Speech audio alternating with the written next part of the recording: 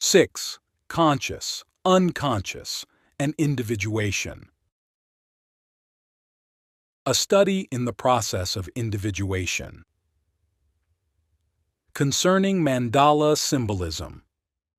Conscious, unconscious, and individuation. The relation between the conscious and the unconscious on the one hand, and the individuation process on the other, are problems that arise almost regularly during the later stages of analytical treatment. By analytical, I mean a procedure that takes account of the existence of the unconscious. These problems do not arise in a procedure based on suggestion. A few preliminary words may not be out of place in order to explain what is meant by individuation. I use the term individuation to denote the process by which a person becomes a psychological individual, that is, a separate, indivisible unity, or whole. It is generally assumed that consciousness is the whole of the psychological individual. But knowledge of the phenomena that can only be explained on the hypothesis of unconscious psychic processes makes it doubtful whether the ego and its contents are in fact identical with the whole. If unconscious processes exist at all, they must surely belong to the totality of the individual, even though they are not components of the conscious ego. If they were part of the ego, they would necessarily be conscious, because everything that is directly related to the ego is conscious. Consciousness can even be equated with the relation between the ego and the psychic contents. But unconscious phenomena are so little related to the ego that most people do not hesitate to deny their existence outright. Nevertheless, they manifest themselves in an individual's behavior. An attentive observer can detect them without difficulty, while the observed person remains quite unaware of the fact that he is betraying his most secret thoughts or even things he has never thought consciously. It is, however, a great prejudice to suppose that something we have never thought consciously does not exist in the psyche. There is plenty of evidence to show that consciousness is very far from covering the psyche in its totality. Many things occur semi-consciously, and a great many more remain entirely unconscious. Thorough investigation of the phenomena of dual and multiple personalities, for instance, has brought to light a mass of material with observations to prove this point. I would refer the reader to the writings of Pierre Janet, Theodore Flournoy, Morton Prince, and others. The importance of such phenomena has made a deep impression on medical psychology because they give rise to all sorts of psychic and physiological symptoms. In these circumstances, the assumption that the ego expresses the totality of the psyche has become untenable. It is, on the contrary, evident that the whole must necessarily include not only consciousness but the illimitable field of unconscious occurrences as well, and that the ego can be no more than the center of the field of consciousness. You will naturally ask whether the unconscious possesses a center too. I would hardly venture to assume that there is in the unconscious a ruling principle analogous to the ego. As a matter of fact, everything points to the contrary. If there were such a center, we could expect almost regular signs of its existence. Cases of dual personality would then be frequent occurrences instead of rare curiosities. As a rule, unconscious phenomena manifest themselves in fairly chaotic and unsystematic form. Dreams, for instance, show no apparent order and no tendency to systematization, as they would have to do if there were a personal consciousness at the back of them. The philosophers Carus and von Hartmann treat the unconscious as a metaphysical principle, a sort of universal mind, without any trace of personality or ego consciousness, and similarly, Schopenhauer's will is without an ego. Modern psychologists, too, regard the unconscious as an egoless function below the threshold of consciousness. Unlike the philosophers, they tend to derive its subliminal functions from the conscious mind. Janet thinks that there is a certain weakness of consciousness which is unable to hold all the psychic processes together. Freud, on the other hand, favors the idea of conscious factors that suppress certain incompatible tendencies. Much can be said for both theories, since there are numerous cases where a weakness of consciousness actually causes certain contents to fall below the threshold, or where disagreeable contents are repressed. It is obvious that such careful observers as Janet and Freud would not have constructed theories deriving the unconscious mainly from conscious sources had they been able to discover traces of an independent personality or of an autonomous will in the manifestations of the unconscious. If it were true that the unconscious consists of nothing but contents accidentally deprived of consciousness but otherwise indistinguishable from the conscious material, then one could identify the ego more or less with the totality of the psyche. But actually, the situation is not quite so simple. Both theories are based mainly on observations in the field of neurosis. Neither Janet nor Freud had any specifically psychiatric experience. If they had, they would surely have been struck by the fact that the unconscious displays contents that are utterly different from conscious ones, so strange, indeed, that nobody can understand them, neither the patient himself nor his doctors. The patient is inundated by a flood of thoughts that are as strange to him as they are to a normal person. That is why we call him crazy. We cannot understand his ideas. We understand something only if we have the necessary premises for doing so. But here the premises are just as remote from our consciousness as they were from the mind of the patient before he went mad. Otherwise, he would never have become insane. There is, in fact, no field directly known to us from which we could derive certain pathological ideas. It is not a question of more or less normal contents that became unconscious just by accident. They are, on the contrary, products whose nature is at first completely baffling. They differ in every respect from neurotic material, which cannot be said to be at all bizarre. The material of a neurosis is understandable in human terms, but that of a psychosis is not. This peculiar psychotic material cannot be derived from the conscious mind, because the latter lacks the premises which would help to explain the strangeness of the ideas. Neurotic contents can be integrated without appreciable injury to the ego, but psychotic ideas cannot. They remain inaccessible, and ego consciousness is more or less swamped by them. They even show a distinct tendency to draw the ego into their system. Such cases indicate that under certain conditions the unconscious is capable of taking over the role of the ego. The consequence of this exchange is insanity and confusion, because the unconscious is not a second personality with organized and centralized functions, but in all probability a decentralized congeries of psychic processes. However, nothing produced by the human mind lies absolutely outside the psychic realm. Even the craziest idea must correspond to something in the psyche. We cannot suppose that certain minds contain elements that do not exist at all in other minds. Nor can we assume that the unconscious is capable of becoming autonomous only in certain people, namely in those predisposed to insanity. It is very much more likely that the tendency to autonomy is a more or less general peculiarity of the unconscious. Mental disorder is, in a sense, only one outstanding example of a hidden but nonetheless general condition. This tendency to autonomy shows itself above all in affective states, including those of normal people. When in a state of violent affect one says or does things which exceed the ordinary. Not much is needed. Love and hate, joy and grief are often enough to make the ego and the unconscious change places. Very strange ideas indeed can take possession of otherwise healthy people on such occasions. Groups, communities, and even whole nations can be seized in this way by psychic epidemics. The autonomy of the unconscious therefore begins where emotions are generated. Emotions are instinctive, involuntary reactions which upset the rational order of consciousness by their elemental outbursts. Affects are not made or willfully produced. They simply happen.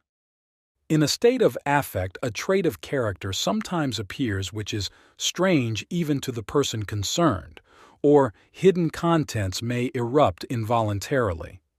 The more violent an effect, the closer it comes to the pathological, to a condition in which the ego consciousness is thrust aside by autonomous contents that were unconscious before. So long as the unconscious is in a dormant condition, it seems as if there were absolutely nothing in this hidden region. Hence we are continually surprised when something unknown suddenly appears from nowhere. Afterwards, of course, the psychologist comes along and shows that things had to happen as they did for this or that reason. But who could have said so beforehand? We call the unconscious nothing, and yet it is a reality in potentia. The thought we shall think, the deed we shall do, even the fate we shall lament tomorrow, all lie unconscious in our today. The unknown in us which the affect uncovers was always there and sooner or later would have presented itself to consciousness. Hence we must always reckon with the presence of things not yet discovered. These, as I have said, may be unknown quirks of character. But possibilities of future development may also come to light in this way, perhaps in just such an outburst of affect which sometimes radically alters the whole situation. The unconscious has a Janus face. On one side, its contents point back to a pre-conscious, prehistoric world of instinct, while on the other side it potentially anticipates the future, precisely because of the instinctive readiness for action of the factors that determine man's fate. If we had complete knowledge of the ground plan lying dormant in an individual from the beginning, his fate would be in large measure predictable. Now, to the extent that unconscious tendencies, be they backward-looking images or forward-looking anticipations, appear in dreams, dreams have been regarded in all previous ages less as historical regressions than as anticipations of the future, and rightly so. For everything that will be happens on the basis of what has been, and of what, consciously or unconsciously, still exists as a memory trace.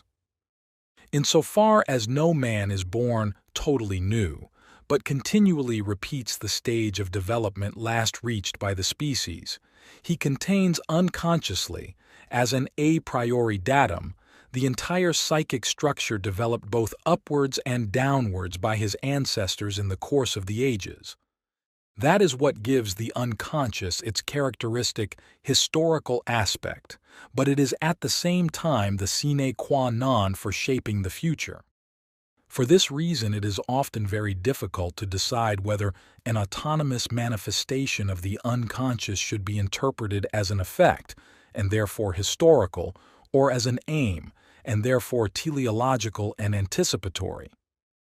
The conscious mind thinks as a rule without regard to ancestral preconditions, and without taking into account the influence this a priori factor has on the shaping of the individual's fate. Whereas we think in periods of years, the unconscious thinks and lives in terms of millennia. So when something happens that seems to us an unexampled novelty, it is generally a very old story indeed. We still forget, like children, what happened yesterday. We are still living in a wonderful new world where man thinks himself astonishingly new and modern. This is unmistakable proof of the youthfulness of human consciousness, which has not yet grown aware of its historical antecedents. As a matter of fact, the normal person convinces me far more of the autonomy of the unconscious than does the insane person. Psychiatric theory can always take refuge behind real or alleged organic disorders of the brain and thus detract from the importance of the unconscious. But such a view is no longer applicable when it comes to normal humanity.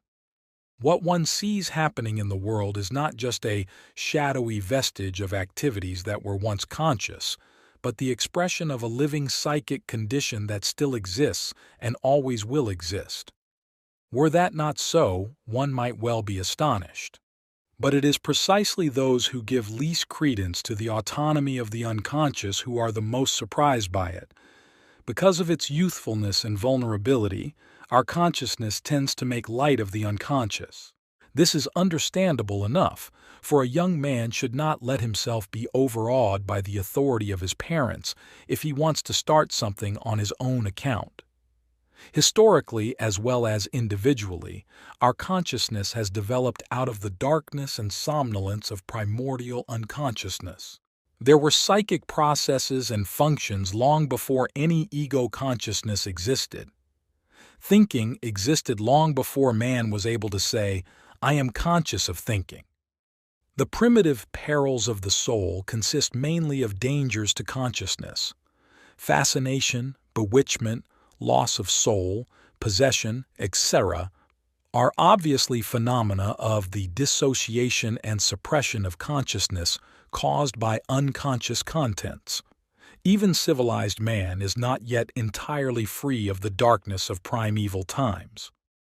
The unconscious is the mother of consciousness. Where there is a mother, there is also a father, yet he seems to be unknown. Consciousness, in the pride of its youth, may deny its father, but it cannot deny its mother.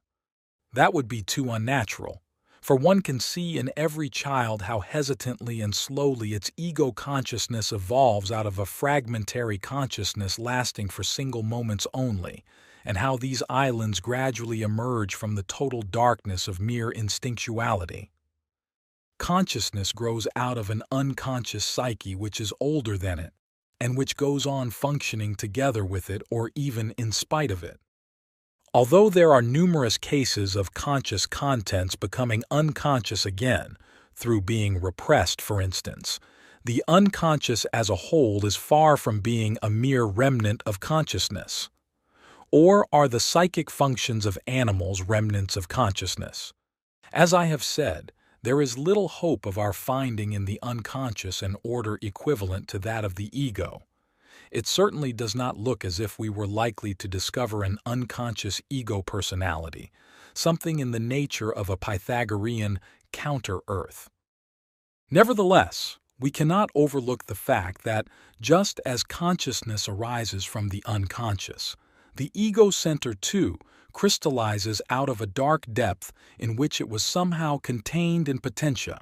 Just as a human mother can only produce a human child, whose deepest nature lay hidden during its potential existence within her, so we are practically compelled to believe that the unconscious cannot be an entirely chaotic accumulation of instincts and images.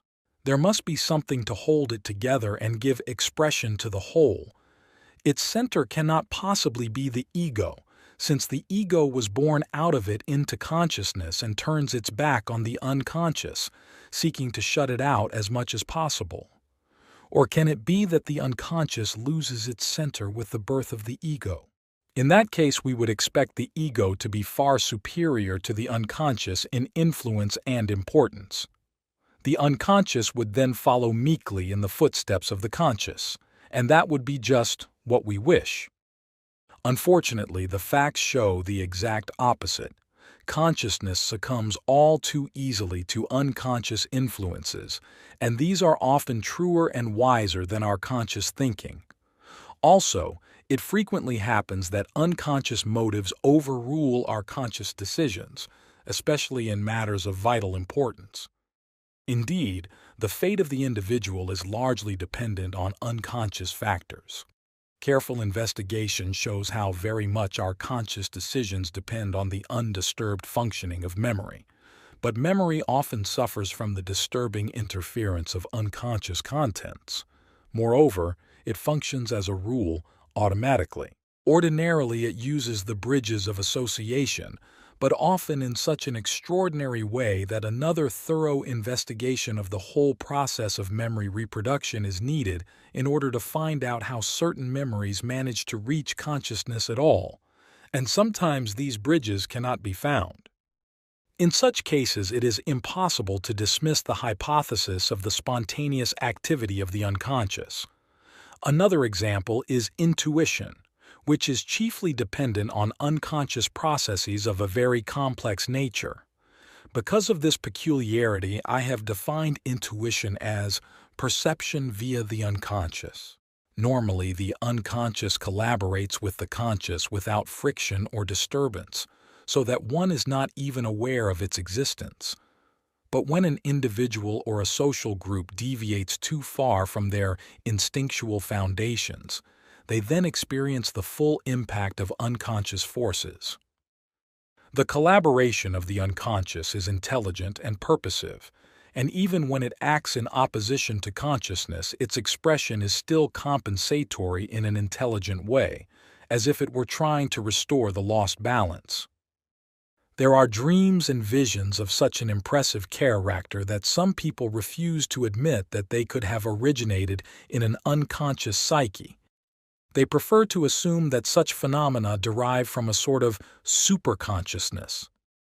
Such people make a distinction between a quasi-physiological or instinctive unconscious and a psychic sphere or layer above consciousness, which they style the superconscious. As a matter of fact, this psyche, which in Indian philosophy is called the higher consciousness, corresponds to what we in the West call the unconscious. Certain dreams, visions, and mystical experiences do, however, suggest the existence of a consciousness in the unconscious. But if we assume a consciousness in the unconscious, we are at once faced with the difficulty that no consciousness can exist without a subject, that is, an ego to which the contents are related. Consciousness needs a center, an ego to which something is conscious. We know of no other kind of consciousness, nor can we imagine a consciousness without an ego. There can be no consciousness when there is no one to say, "I am conscious." It is unprofitable to speculate about things we cannot know. I therefore refrain from making assertions that go beyond the bounds of science. It was never possible for me to discover in the unconscious anything like a personality comparable with the ego.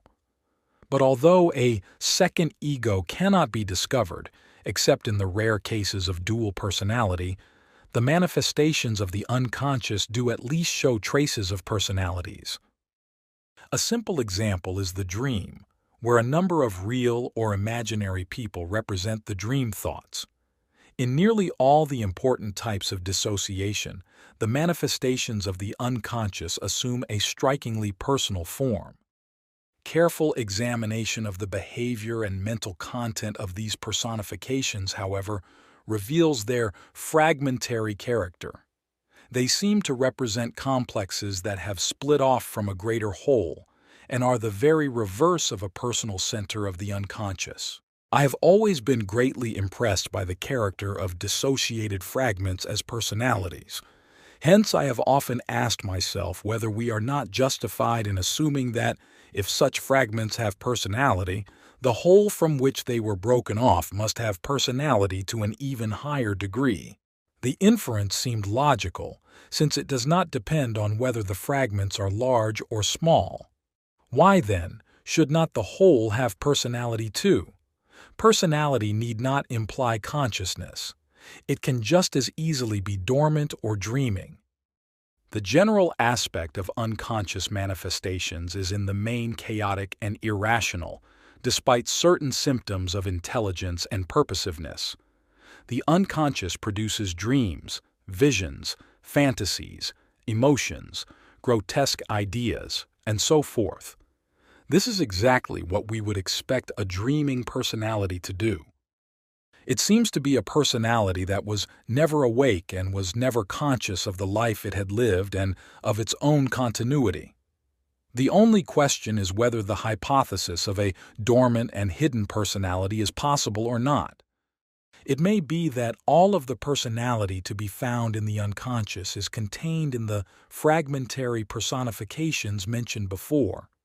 Since this is very possible, all my conjectures would be in vain, unless there were evidence of much less fragmentary and more complete personalities, even though they are hidden. I am convinced that such evidence exists. Unfortunately, the material to prove this belongs to the subtleties of psychological analysis. It is therefore not exactly easy to give the reader a simple and convincing idea of it. I shall begin with a brief statement. In the unconscious of every man there is hidden a feminine personality, and in that of every woman a masculine personality. It is a well-known fact that sex is determined by a majority of male or female genes, as the case may be. But the minority of genes belonging to the other sex does not simply disappear. A man therefore has in him a feminine side, an unconscious feminine figure, a fact of which he is generally quite unaware.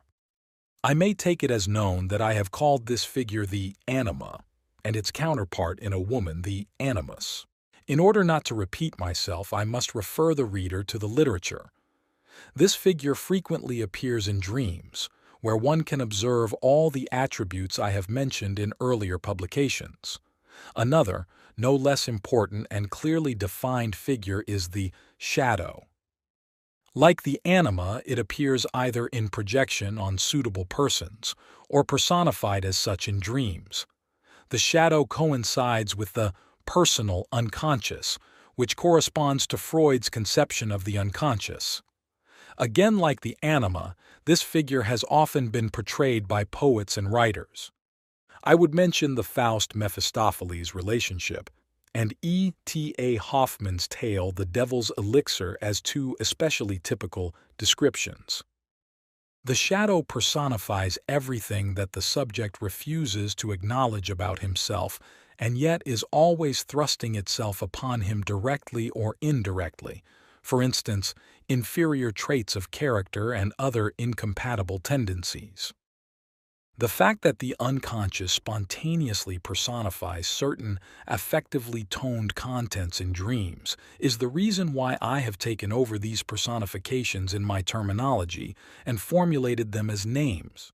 Besides these figures, there are still a few others, less frequent and less striking, which have likewise undergone poetic as well as mythological formulation. I would mention, for instance, the figure of the hero and of the wise old man, to name only two of the best known. All these figures erupt autonomously into consciousness as soon as it gets into a pathological state. With regard to the anima, I would particularly like to draw attention to the case described by Nelkin. Now, the remarkable thing is that these figures show the most striking connections with the poetic, religious, or mythological formulations, though these connections are in no way factual. That is to say, they are spontaneous products of analogy. One such case even led to the charge of plagiarism. The French writer Benoit gave a description of the anima and her classic myth in his book L'Atlantide, which is an exact parallel of Rider Haggard's She. The lawsuit proved unsuccessful. Benoit had never heard of She. It might, in the last analysis, have been an instance of cryptomnesic deception, which is often extremely difficult to rule out. The distinctly historical aspect of the anima and her condensation with the figures of the sister, wife, mother, and daughter, plus the associated incest motif, can be found in Goethe, "You were in times gone by my wife or sister," as well as in the anima figure of the Regina or Femina Alba in alchemy. The English alchemist Irenaeus Philalethes, lover of truth, writing about 1645, remarks that the queen was the king's sister, mother, or wife. The same idea can be found, ornately elaborated, in Nelkin's Patient and in a whole series of cases observed by me where I was able to rule out with certainty any possibility of literary influence. For the rest, the anima complex is one of the oldest features of Latin alchemy. When one studies the archetypal personalities and their behavior with the help of the dreams, fantasies, and delusions of patients, one is profoundly impressed by their manifold and unmistakable connections with mythological ideas completely unknown to the layman. They form a species of singular beings whom one would like to endow with ego consciousness. Indeed, they almost seem capable of it. And yet this idea is not borne out by the facts. There is nothing in their behavior to suggest that they have an ego consciousness as we know it. They show, on the contrary, all the marks of fragmentary personalities. They are mask-like, wraith-like, without problems, lacking self-reflection, with no conflicts, no doubts, no sufferings. Like gods, perhaps, who have no philosophy, such as the Brahma gods of the Samyutta Nikaya, whose erroneous views needed correction by the Buddha. Unlike other contents, they always remain strangers in the world of consciousness, unwelcome intruders saturating the atmosphere with uncanny forebodings or even with the fear of madness. If we examine their content, i.e., the fantasy material constituting their phenomenology, we find countless archaic and historical associations and images of an archetypal nature. This peculiar fact permits us to draw conclusions about the localization of anima and animus in the psychic structure. They evidently live and function in the deeper layers of the unconscious, especially in that phylogenetic substratum which I have called the collective unconscious. This localization explains a good deal of their strangeness. They bring into our ephemeral consciousness an unknown psychic life belonging to a remote past. It is the mind of our unknown ancestors, their way of thinking and feeling, their way of experiencing life and the world, gods and men. The existence of these archaic strata is presumably the source of man's belief in reincarnations and in memories of previous existences. Just as the human body is a museum, so to speak, of its phylogenetic history, so too is the psyche. We have no reason to suppose that the specific structure of the psyche is the only thing in the world that has no history outside its individual manifestations. Even the conscious mind cannot be denied a history reaching back at least 5,000 years. It is only our ego consciousness that has forever a new beginning and an early end. The unconscious psyche is not only immensely old, it is also capable of growing into an equally remote future. It molds the human species and is just as much a part of it as the human body, which, though ephemeral in the individual, is collectively of immense age. The anima and animus live in a world quite different from the world outside, in a world where the pulse of time beats infinitely slowly, where the birth and death of individuals count for little. No wonder their nature is strange. So strange that their eruption into consciousness often amounts to a psychosis. They undoubtedly belong to the material that comes to light in schizophrenia. What I have said about the collective unconscious may give you a more or less adequate idea of what I mean by this term. If we now turn back to the problem of individuation, we shall see ourselves faced with a rather extraordinary task. The psyche consists of two incongruous halves which together should form a whole. One is inclined to think that ego consciousness is capable of assimilating the unconscious. At least one hopes that such a solution is possible. But unfortunately, the unconscious really is unconscious. In other words, it is unknown. And how can you assimilate something unknown? Even if you can form a fairly complete picture of the anima and animus, this does not mean that you have plumbed the depths of the unconscious. One hopes to control the unconscious, but the past masters in the art of self-control, the yogis, attain perfection in samadhi, a state of ecstasy, which so far as we know is equivalent to a state of unconsciousness. It makes no difference whether they call our unconscious a universal consciousness. The fact remains that, in their case, the unconscious has swallowed up ego consciousness. They do not realize that a universal consciousness is a contradiction in terms, since exclusion, selection, and discrimination are the root and essence of everything that lays claim to the name consciousness. Universal consciousness is logically identical with unconsciousness.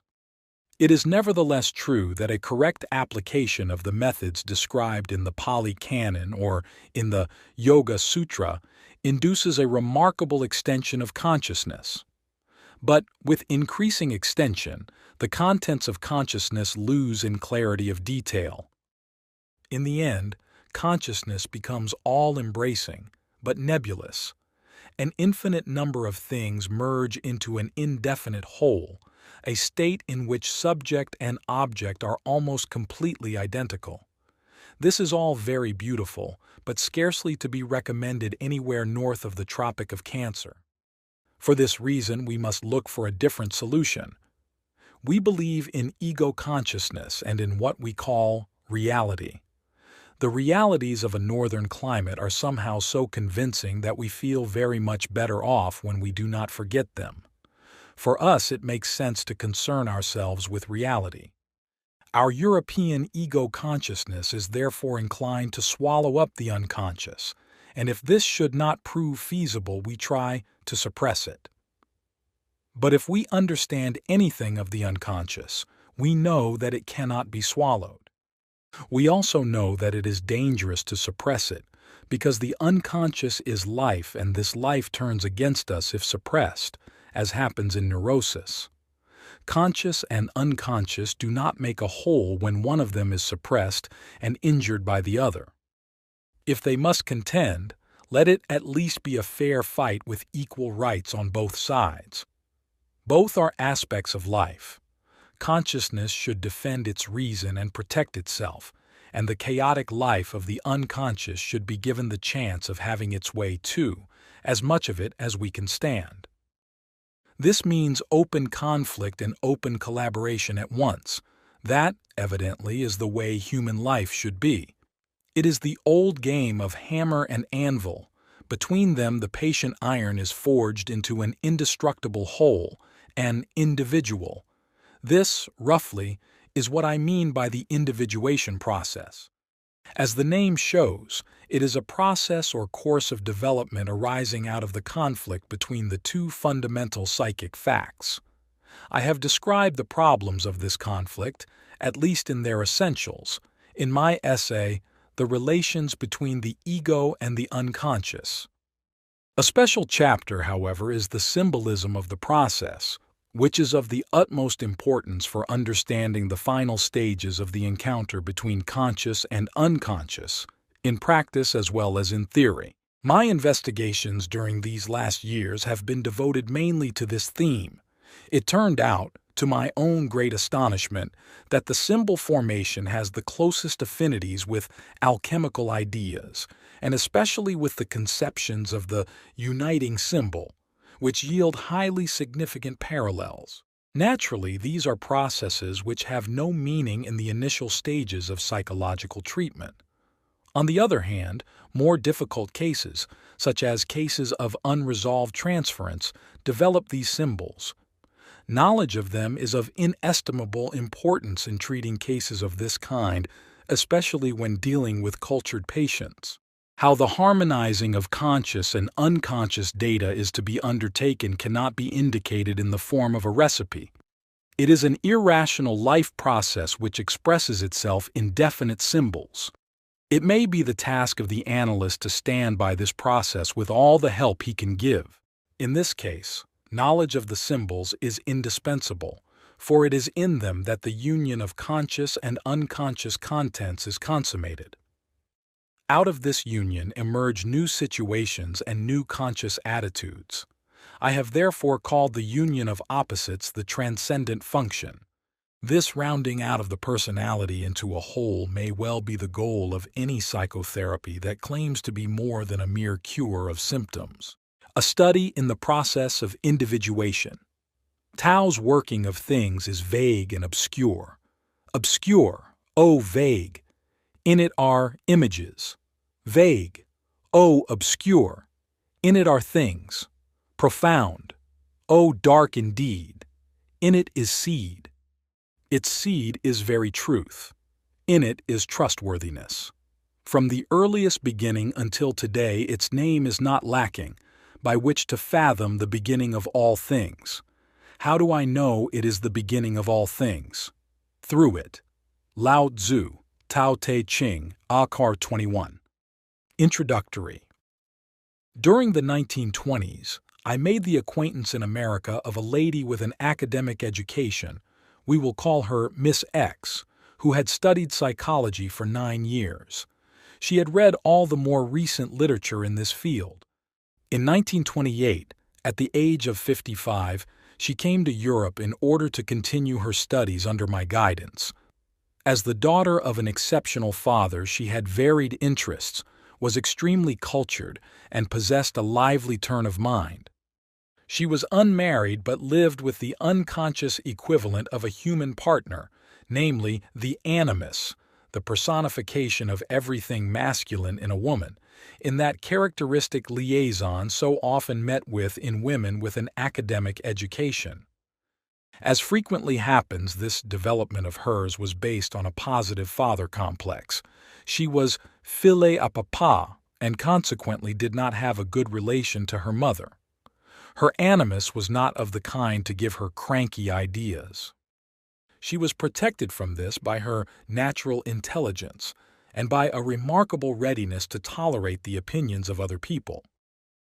This good quality, by no means to be expected in the presence of an animus, had, in conjunction with some difficult experiences that could not be avoided, enabled her to realize that she had reached a limit and got stuck, and this made it urgently necessary for her to look round for ways that might lead her out of the impasse. That was one of the reasons for her trip to Europe.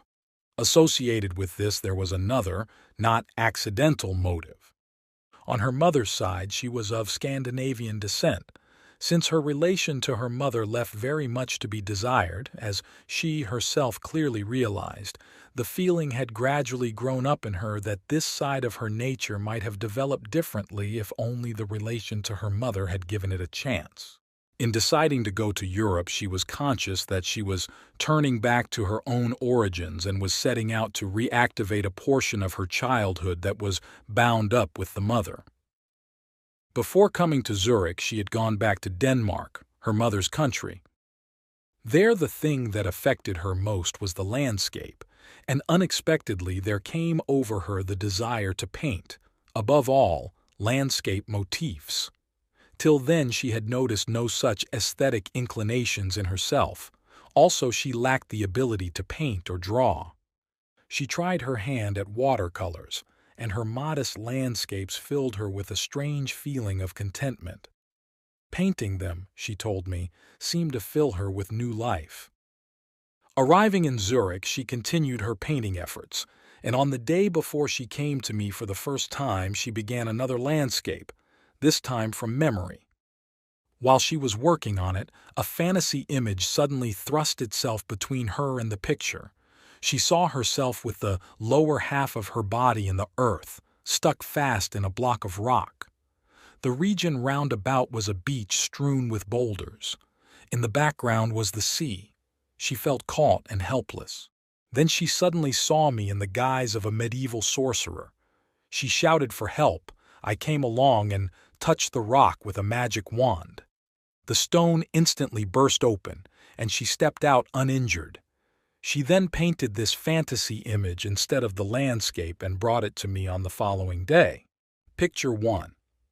As usually happens with beginners and people with no skill of hand, the drawing of the picture cost her considerable difficulties. In such cases it is very easy for the unconscious to slip its subliminal images into the painting. Thus it came about that the big boulders would not appear on the paper in their real form but took on unexpected shapes. They looked, some of them, like hard-boiled eggs cut in two, with the yolk in the middle. Others were like pointed pyramids.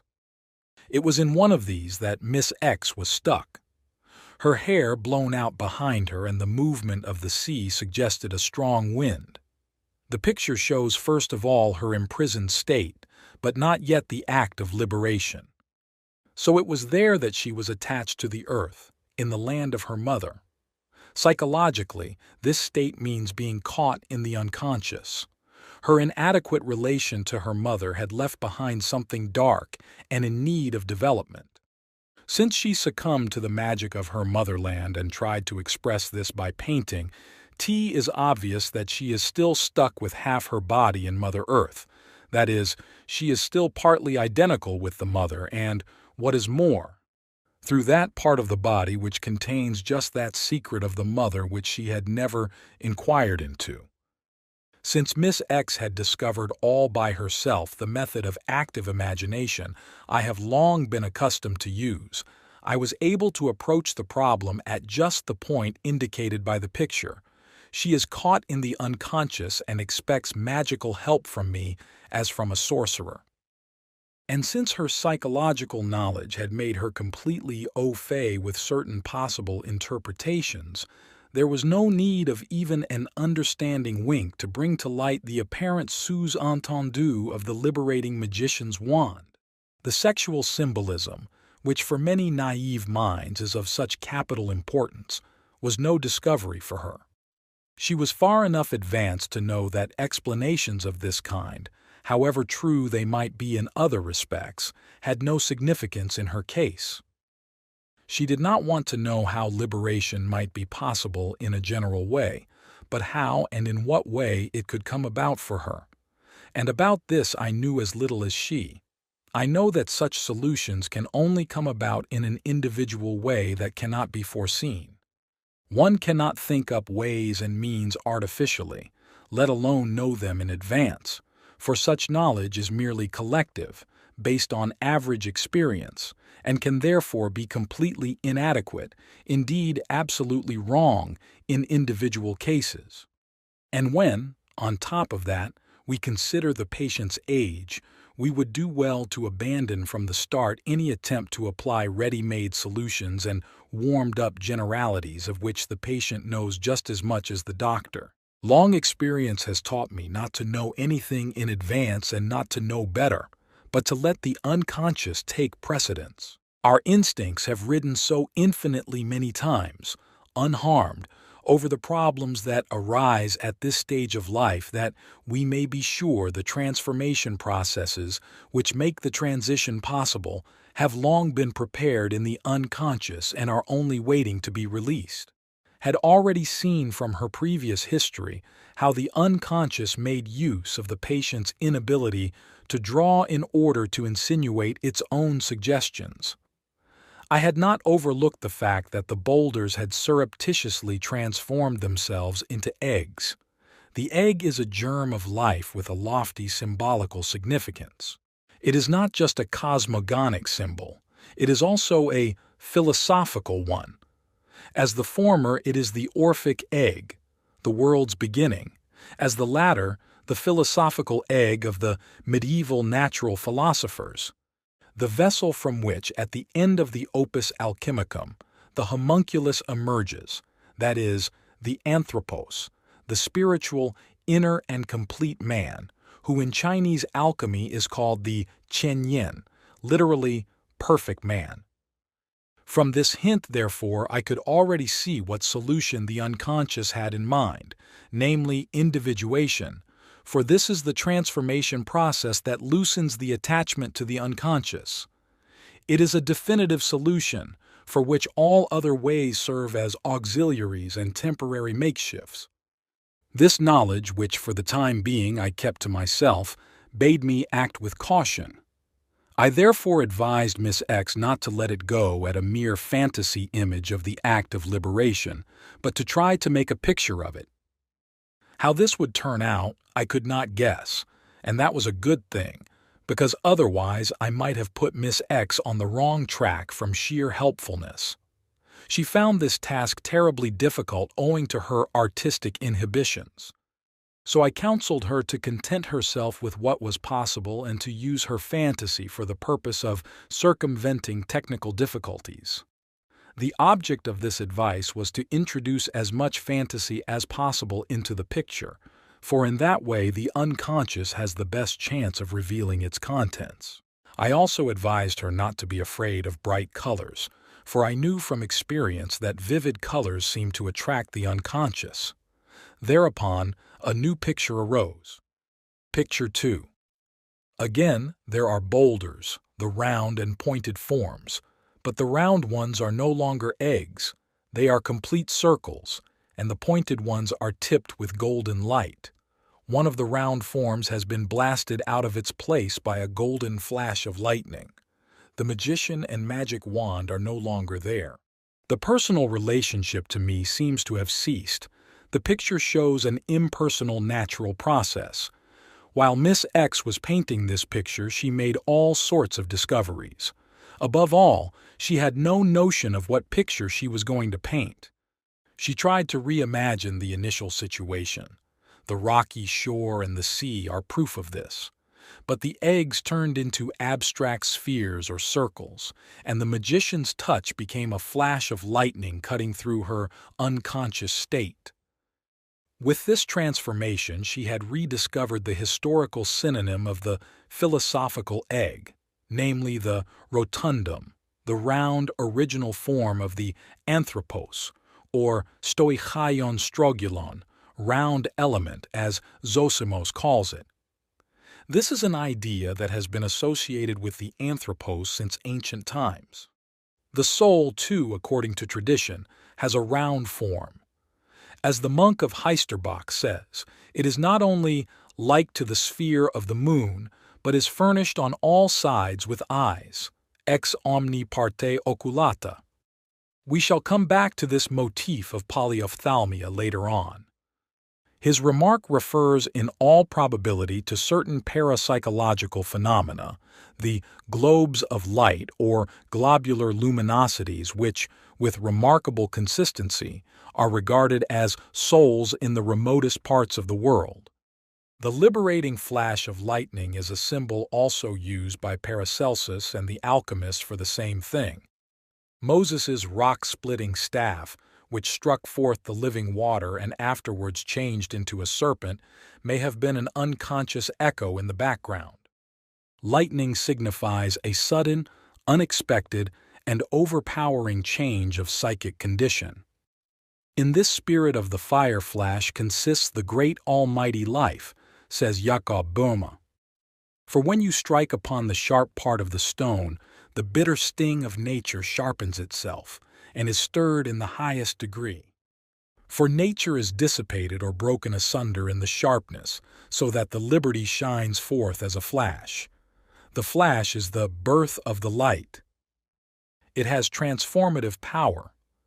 For if I could in my flesh comprehend the flash, which I very well see and know how it is, I could clarify or transfigure my body therewith, so that it would shine with a bright light and glory.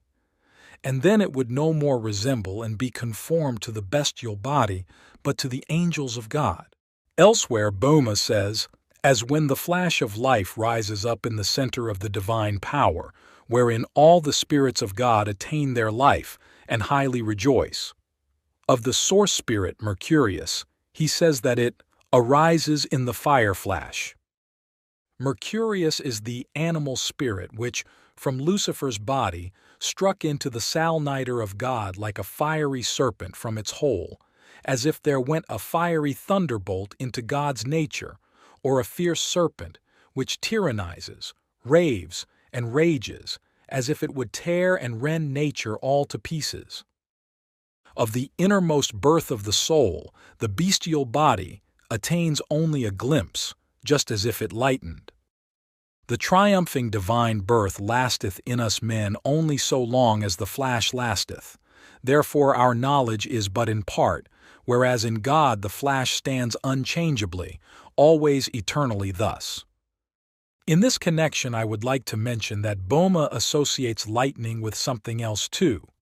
That is the quaternity, which plays a great role in the following pictures. When caught and assuaged in the four qualities, or four spirits, the flash, or the light, subsists in the midst or center as a heart.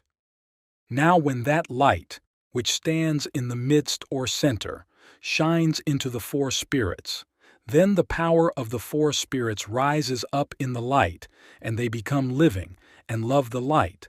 That is, they take it into them, and are impregnated with it. The flash, or stock, or pith, or the heart, which is generated in the powers, remains standing in the midst or center, and that is the sun. And this is the true Holy Ghost, whom we Christians honor and adore for the third person in the deity. Elsewhere Böhme says, When the fire flash reaches the dark substance, it is a great terror, from which the cold fire draws back in a fright as if it would perish, and becomes impotent, and sinks into itself.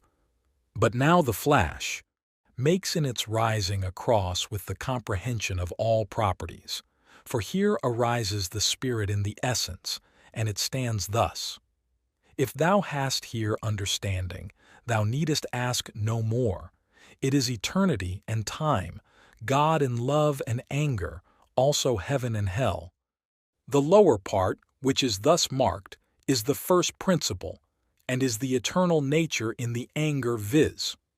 The kingdom of darkness dwelling in itself, and the upper part, with this figure, is the Salniter. The upper cross above the circle is the kingdom of glory, which in the flagrat of joy and the will of the free Lubit 25 proceeds from the fire and the luster of the light into the power of the liberty. And this spiritual water is the corporality of the free Lubit, wherein the luster from the fire and light makes a tincture visage, a budding and growing and a manifestation of colors from the fire and light. Mandala from Jacob Boehme's XL Questions Concerning the Soul, 1620. The picture is taken from the English edition of 1647. The quaternity consists of Father, H. Ghost, Son, and Earth, or earthly man. It is characteristic that the two semicircles are turned back to back instead of closing. I have purposely dwelt at some length on Boehme's disquisition on the lightning, because it throws a good deal of light on the psychology of our pictures. However, it anticipates some things that will only become clear when we examine the pictures themselves. I must therefore ask the reader to bear Boehme's views in mind in the following commentary. I have put the most important points in italics. It is clear from the quotations what the lightning meant to Boehme and what sort of a role it plays in the present case. The last quotation in particular deserves special attention, as it anticipates various key motifs in the subsequent pictures done by my patient, namely the cross, the quaternity, the divided mandala, the lower half of which is virtually equivalent to hell and the upper half to the lighter realm of the Salniter. For Boehme, the lower half signifies the everlasting darkness that extends into the fire, while the upper, salnitrous half corresponds to the third principle, the visible elemental world, which is an emanation of the first and other principle.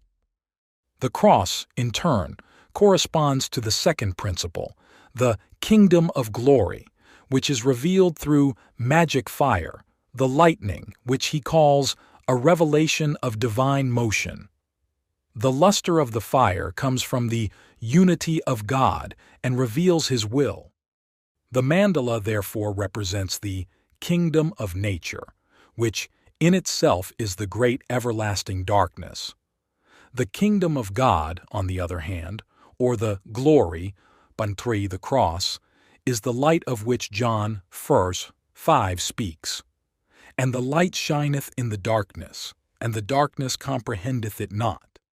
The life that breaks itself off from the eternal light and enters into the object, as into the selfhood of properties, is only fantastic and foolish, even such as the devils were, and the souls of the damned are, as can be seen from the fourth number. For the fire of nature is called by Boehme the fourth form, and he understands it as a spiritual life fire that exists from a continual conjunction of hardness, i.e., the solidified dry salniter, and motion, the divine will. Quite in keeping with John 5, the quaternity of the lightning, the cross, pertains to the kingdom of glory, whereas nature, the visible world and the dark abyss remain untouched by the fourfold light and abide in darkness. For the sake of completeness, I should mention that image is the sign for cinnabar, the most important quicksilver ore, HGS. The coincidence of the two symbols can hardly be accidental in view of the significance which Boehme attributes to Mercurius. Rulin finds it rather hard to define exactly what was meant by cinnabar.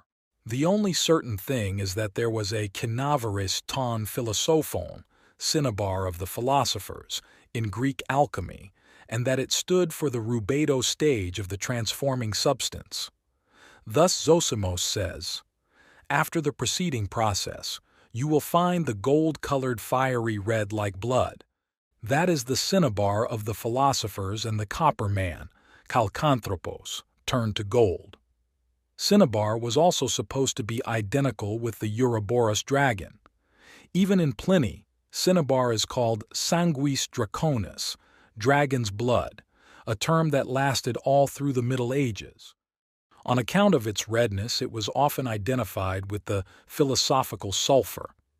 A special difficulty is the fact that the wine-red cinnabar crystals were classed with the anthraces, carbons, to which belong all reddish and red-tinted stones like rubies, garnets, amethysts, etc. They all shine like glowing coals. The lithanthraces, anthracites, on the other hand, were regarded as quenched coals. These associations explain the similarity of the alchemical signs for gold, antimony, and garnet. Gold, after mercury the most important philosophical substance, shares its sign with what is known as regulus, or button antimony, and during the 2 decades prior to the writing of Signatura Return, 1622, from which our quotation comes, this had enjoyed particular fame as the new transformative substance and panacea. Basilius Valentinus's triumphal car of antimony was published about the first decade of the 17th century, the first edition possibly in 1611, and soon found the widest acclaim. The sign for garnet is, and means, salt. A cross with a little circle in it, image means copper, from the Cyprian, Venus image. Medicinal tartaric acid is denoted by image, and hydrogen potassium tartrate, tartar, has the signs image. Tartar settles on the bottom of the vessel, which in the language of the alchemists means, in the underworld, Tartarus. I will not attempt here any interpretation of Boehme's symbols, but will only point out that in our picture the lightning, striking into the darkness and hardness, has blasted a rotundum out of the dark massa confusa and kindled a light in it. There can be no doubt that the dark stone means the blackness, i.e., the unconscious, just as the sea and sky and the upper half of the woman's figure indicate the sphere of consciousness. We may safely assume that Boehme's symbol refers to a similar situation. The lightning has released the spherical form from the rock and so caused a kind of liberation. But just as the magician has been replaced by the lightning, so the patient has been replaced by the sphere. The unconscious has thus presented her with ideas which show that she had gone on thinking without the aid of consciousness, and that this radically altered the initial situation. It was again her inability to draw that led to this result. Before finding this solution, she had made 2 attempts to portray the act of liberation with human figures, but with no success. He had overlooked the fact that the initial situation, her imprisonment in the rock, was already irrational and symbolic, and therefore could not be solved in a rational way. It had to be done by an equally irrational process. That was why I advised her, should she fail in her attempt to draw human figures, to use some kind of hieroglyph. It then suddenly struck her that the sphere was a suitable symbol for the individual human being. That it was a chance idea, Einfall, is proved by the fact that it was not her conscious mind that thought up this typification, but the unconscious, for an Einfall falls in quite of its own accord. It should be noted that she represents only herself as a sphere, not me. I am represented only by the lightning, purely functionally, so that for her I am simply the precipitating cause. As a magician I appeared to her in the apt role of Hermes Kylenios, of whom the Odyssey says, "Meanwhile Selenian Hermes was gathering in the souls of the suitors, armed with the splendid golden wand that he can use at will to cast a spell on our eyes or wake us from the soundest sleep. Hermes is the Psinkon Aitios, originator of souls. He is also the Igitor Oniron, guide of dreams. For the following pictures, it is of special importance that Hermes has the number 4 attributed to him. Martianus Capella says, "The number 4 is assigned to the Selenian, for he alone is held to be a fourfold god." The form the picture had taken was not unreservedly welcome to the patient's conscious mind. Luckily, however, while painting it, Miss X had discovered that 2 factors were involved. These, in her own words, were reason and the eyes.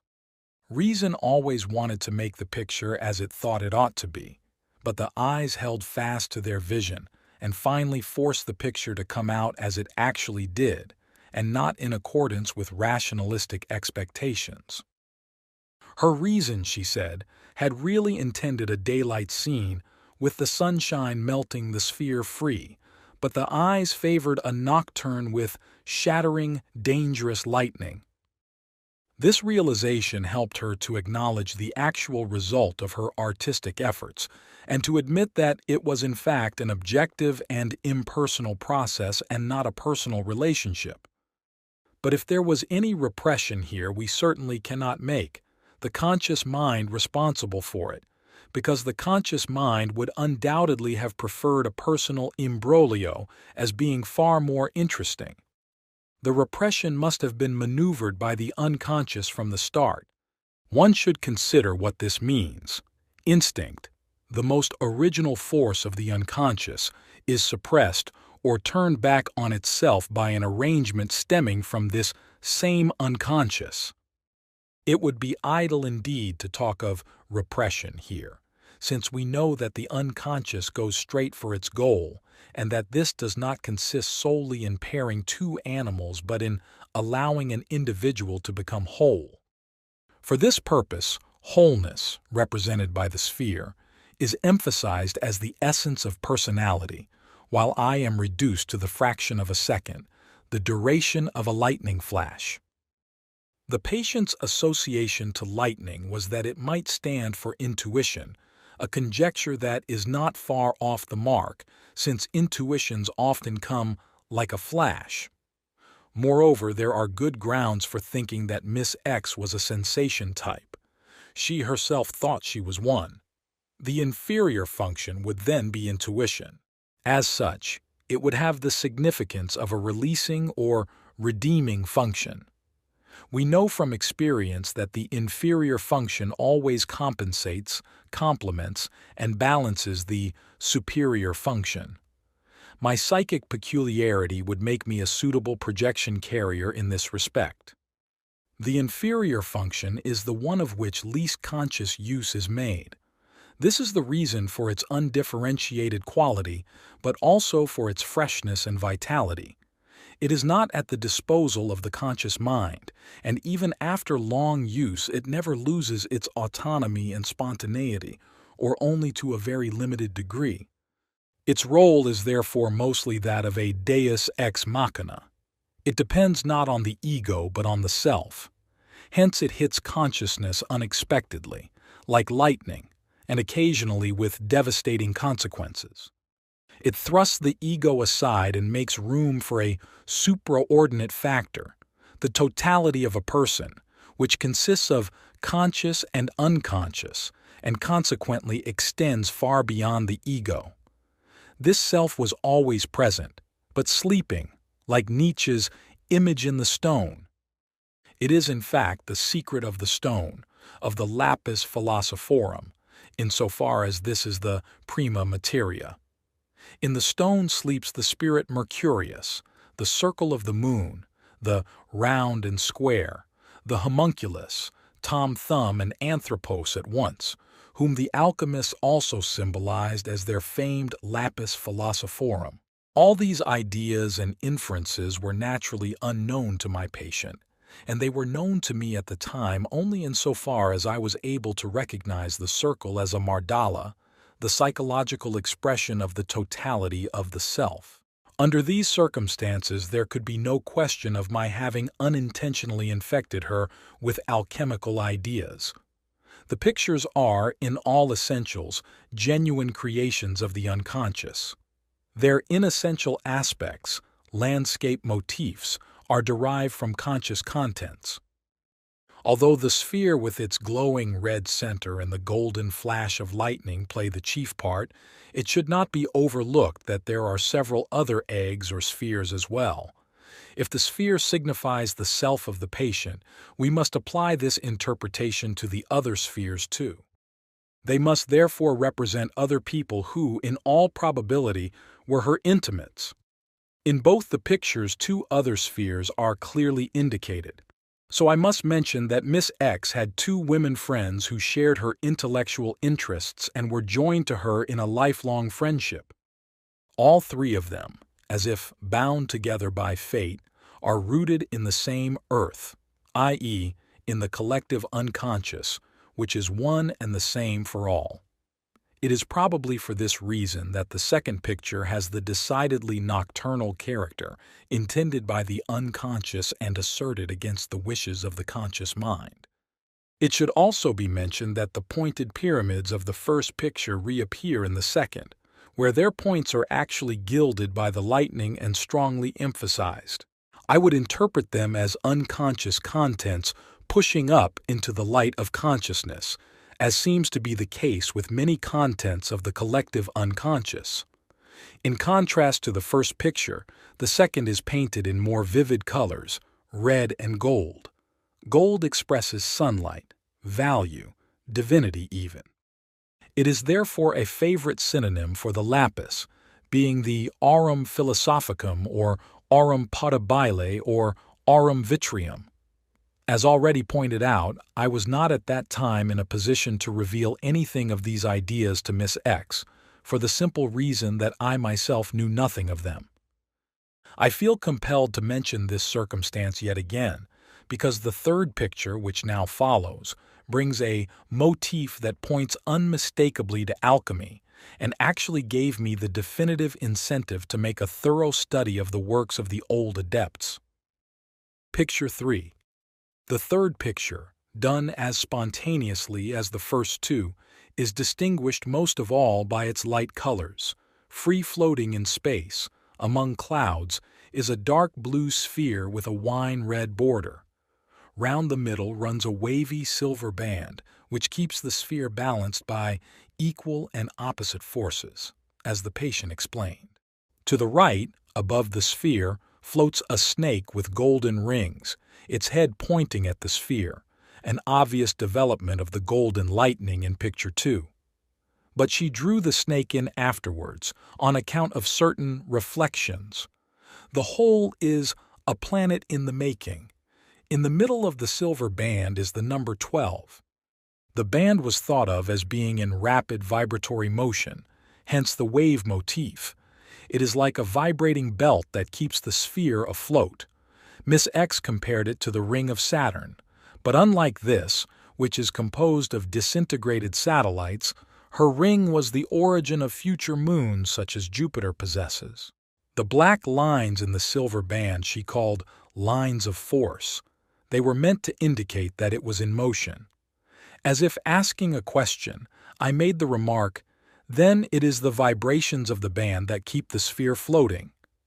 "Naturally," she said, "they are the wings of Mercury, the messenger of the gods." "The silver is quicksilver," she went on at once. "Mercury, that is Hermes, is the nous, the mind or reason, and that is the animus, who is here outside instead of inside. He is like a veil that hides the true personality. We shall leave this latter remark alone for the moment and turn first to the wider context, which, unlike that of the two previous pictures, is especially rich. While Miss X was painting this picture, she felt that two earlier dreams were mingling with her vision. They were the two big dreams of her life. She knew of the attribute big from my stories of the dream life of African primitives I had visited. It has become a kind of colloquial term for characterizing archetypal dreams, which, as we know, have a peculiar numinosity. It was used in this sense by the dreamer. Several years previously, she had undergone a major operation. Under narcosis, she had the following dream vision. She saw a gray globe of the world. A silver band rotated about the equator and, according to the frequency of its vibrations, formed alternate zones of condensation and evaporation. In the zones of condensation appeared the numbers 1 to 3, but they had the tendency to increase up to 12. These numbers signified nodal points, or great personalities, who played a part in man's historical development. The number 12 meant the most important nodal point or great man, still to come, because it denotes the climax or turning point of the process of development. These are her own words. The other dream that intervened had occurred a year before the first one. She saw a golden snake in the sky. It demanded the sacrifice from among a great crowd of people of a young man who obeyed this demand with an expression of sorrow. The dream was repeated a little later, but this time the snake picked on the dreamer herself. The assembled people regarded her compassionately, but she took her fate proudly on herself. She was, as she told me, born immediately after midnight, so soon afterwards, indeed, that there was some doubt as to whether she came into the world on the 28th or on the 29th. Her father used to tease her by saying that she was obviously born before her time, since she came into the world just at the beginning of a new day, but only just, so that one could almost believe she was born at the 12th hour. The number 12, as she said, meant for her the culminating point of her life, which she had only now reached. That is, she felt the liberation as the climax of her life. It is indeed an hour of birth, not of the dreamer but of the self. This distinction must be borne in mind. The context to Picture 3 here established needs a little commentary. First, it must be emphasized that the patient felt the moment of painting this picture as the climax of her life and also described it as such. Second, two big dreams have amalgamated in the picture, which heightens its significance still more. The sphere blasted from the rock in Picture 2 has now, in the brighter atmosphere, floated up to heaven. The nocturnal darkness of the earth has vanished. The increase of light indicates conscious realization. The liberation has become a fact that is integrated into consciousness. The patient has understood that the floating sphere symbolizes the true personality. At present, however, it is not quite clear how she understands the relation of the ego to the true personality. The term chosen by her coincides in a remarkable way with the Chinese Chen Yin, the true or complete man, who has the closest affinity with the Homo quadratus of alchemy. As we pointed out in the analysis of Picture 2, the rotundum of alchemy is identical with Mercurius, the round and square. In Picture 3, the connection is shown concretely through the mediating idea of the wings of Mercury, who, it is evident, has entered the picture in his own right and not because of any non-existent knowledge of Boehme's writings. For the alchemists, the process of individuation represented by the opus was an analogy of the creation of the world, and the opus itself an analogy of God's work of creation. Man was seen as a microcosm, a complete equivalent of the world in miniature. In our picture, we see what it is in man that corresponds to the cosmos, and what kind of evolutionary process is compared with the creation of the world and the heavenly bodies. It is the birth of the self, the latter appearing as a microcosm. It is not the empirical man that forms the correspondentia to the world, as the medievalists thought, but rather the indescribable totality of the psychic or spiritual man, who cannot be described because he is compounded of consciousness as well as of the indeterminable extent of the unconscious. The term microcosm proves the existence of a common intuition, also present in my patient, that the total man is as big as the world, like an anthropos. The cosmic analogy had already appeared in the much earlier dream under narcosis, which likewise contained the problem of personality. The nodes of the vibrations were great personalities of historical importance. As early as 1916, I had observed a similar individuation process, illustrated by pictures in another woman patient. In her case, too, there was a world creation, depicted as follows, see Figure 2. To the left, from an unknown source, 3 drops fall, dissolving into 4 lines, or 2 pairs of lines. These lines move and form 4 separate paths, which then unite periodically in a nodal point and thus build a system of vibrations. The nodes are great personalities and founders of religions, as my erstwhile patient told me. It is obviously the same conception as in our case, and we can call it archetypal insofar as there exist universal ideas of world periods, critical transitions, gods and half-gods who personify the aeons. The unconscious naturally does not produce its images from conscious reflections, but from the worldwide propensity of the human system to form such conceptions as the world periods of the Parsis, the yugas and avatars of Hinduism, and the Platonic months of astrology with their bull and ram deities and the great fish of the Christian aeon. Sketch of a picture from the year 1916. At the top, the sun, surrounded by a rainbow-colored halo divided into 12 parts, like the zodiac. To the left, the descending, to the right, the ascending transformation process. That the nodes in our patient's picture signify or contain numbers is a bit of unconscious number mysticism that is not always easy to unravel. So far as I can see, there are 2 stages in this arithmetical phenomenology. The first, earlier stage goes up to 3, the second, later stage up to 12. 2 numbers, 3 and 12, are expressly mentioned. 12 is 4 times 3. I think we have here stumbled again on the axiom of Maria, that peculiar dilemma of 3 and 4 which I have discussed many times before because it plays such a great role in alchemy. I would hazard that we have to do here with a tetrameria, as in Greek alchemy, a transformation process divided into 4 stages of 3 parts each, analogous to the 12 transformations of the zodiac and its division into 4. As not infrequently happens, the number 12 would then have a not merely individual significance, as the patient's birth number, for instance, but a time-conditioned one too, since the present aeon of the fishes is drawing to its end and is at the same time the 12th house of the zodiac. One is reminded of similar Gnostic ideas, such as those in the Gnosis of Justin.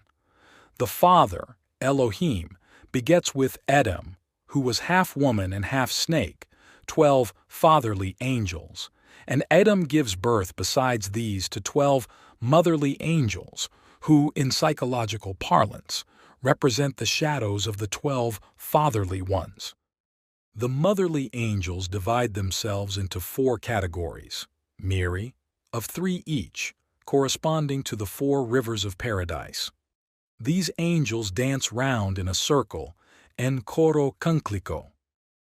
It is legitimate to bring these seemingly remote associations into hypothetical relationship because they all spring from a common root, i.e., the collective unconscious. In our picture, Mercurius forms a world-encircling band, usually represented by a snake. Mercurius is a serpent or dragon in alchemy, Serpens mercurialis. Oddly enough, this serpent is some distance away from the sphere and is aiming down at it, as if to strike. The sphere, we are told, is kept afloat by equal and opposite forces, represented by the quicksilver or somehow connected with it. According to the old view, Mercurius is duplex, i.e., he is himself an antithesis. Mercurius, or Hermes, is a magician and god of magicians. As Hermes Trismegistus, he is the patriarch of alchemy. His magician's wand, the caduceus, is entwined by two snakes. The same attribute distinguishes Asclepios, the god of physicians. The archetype of these ideas was projected onto me by the patient before ever the analysis had begun. The primordial image underlying the sphere girdled with quicksilver is probably that of the world egg encoiled by a snake. But in our case, the snake symbol of Mercurius is replaced by a sort of pseudo-physicistic notion of a field of vibrating molecules of quicksilver. This looks like an intellectual disguising of the true situation, that the self, or its symbol, is entwined by the mercurial serpent. As the patient remarked more or less correctly, the true personality is veiled by it. This, presumably, would then be something like an Eve in the coils of the paradisal serpent. In order to avoid giving this appearance, Mercurius has obligingly split into his two forms, according to the old established pattern: the Mercurius crudus, or vulgi, crude or ordinary quicksilver, and the Mercurius philosophorum, the Spiritus Mercurialis, or the Spirit Mercurius, Hermes nous, who hovers in the sky as the golden lightning snake, or nous serpent, at present inactive. In the vibrations of the quicksilver band we may discern a certain tremulous excitement, just as the suspension expresses tense expectation, hover and haver suspended in pain. For the alchemists, quicksilver meant the concrete material manifestation of the spirit Mercurius, as the above-mentioned mandala in the Scholia to the Tractatus Aureus shows. The central point is Mercurius, and the square is Mercurius divided into the four elements. He is the anima mundi, the innermost point, and at the same time the encompasser of the world, like the Atman in the Upanishads. And just as quicksilver is a materialization of Mercurius, so the gold is a materialization of the sun in the earth. A circumstance that never ceases to astonish one is this: that at all times and in all places alchemy brought its conception of the lapis, or its minera, raw material, together with the idea of the homo altus or maximus, that is, with the anthropos. Equally, one must stand amazed at the fact that here too the conception of the dark round stone blasted out of the rock should represent such an abstract idea as the psychic totality of man. The earth, and in particular the heavy cold stone, is the epitome of materiality, and so is the metallic quicksilver, which, the patient thought, meant the animus, mind, nous. We would expect pneumatic symbols for the idea of the self and the animus, images of air, breath, wind. The ancient formula lithos ou lithos, the stone that is no stone, expresses this dilemma. We are dealing with a complexio oppositorum, with something like the nature of light, which under some conditions behaves like particles and under others like waves, and is obviously in its essence both at once. Something of this kind must be conjectured with regard to these paradoxical and hardly explicable statements of the unconscious. They are not inventions of any conscious mind, but are spontaneous manifestations of a psyche not controlled by consciousness, and obviously possessing all the freedom it wants to express views that take no account of our conscious intentions. The duplicity of Mercurius, his simultaneously metallic and pneumatic nature, is a parallel to the symbolization of an extremely spiritual idea, like the anthropos, by a corporeal, indeed metallic, substance, gold. One can only conclude that the unconscious tends to regard spirit and matter not merely as equivalent but as actually identical, and this in flagrant contrast to the intellectual one-sidedness of consciousness, which would sometimes like to spiritualize matter and at other times to materialize spirit. That the lapis, or in our case the floating sphere, has a double meaning is clear from the circumstance that it is characterized by two symbolical colors, Red means blood and affectivity, the physiological reaction that joins spirit to body, and blue means the spiritual process, mind or now. This duality reminds one of the alchemical duality corpus and spiritus, joined together by a third, the anima, as the ligamentum corporis et spiritus. For Boehme, a high deep blue mixed with green signifies liberty, that is, the inner kingdom of glory of the reborn soul. Red leads to the region of fire and the abyss of darkness, which forms the periphery of Boehme's mandala. See Fig. 1. Picture 4. Picture 4, which now follows, shows a significant change. The sphere has divided into an outer membrane and an inner nucleus. The outer membrane is flesh-colored, and the originally rather nebulous red nucleus in Picture 2 now has a differentiated internal structure of a decidedly ternary character. The lines of force that originally belonged to the band of quicksilver now run through the whole nuclear body, indicating that the excitation is no longer external only but has seized the innermost core. An enormous inner activity now began, the patient told me. The nucleus with its ternary structure is presumably the female organ, stylized to look like a plant, in the act of fecundation. The spermatozoon is penetrating the nuclear membrane. Its role is played by the mercurial serpent. The snake is black, dark, chthonic, a subterranean and ithyphalic Hermes, but it has the golden wings of Mercury and consequently possesses his pneumatic nature.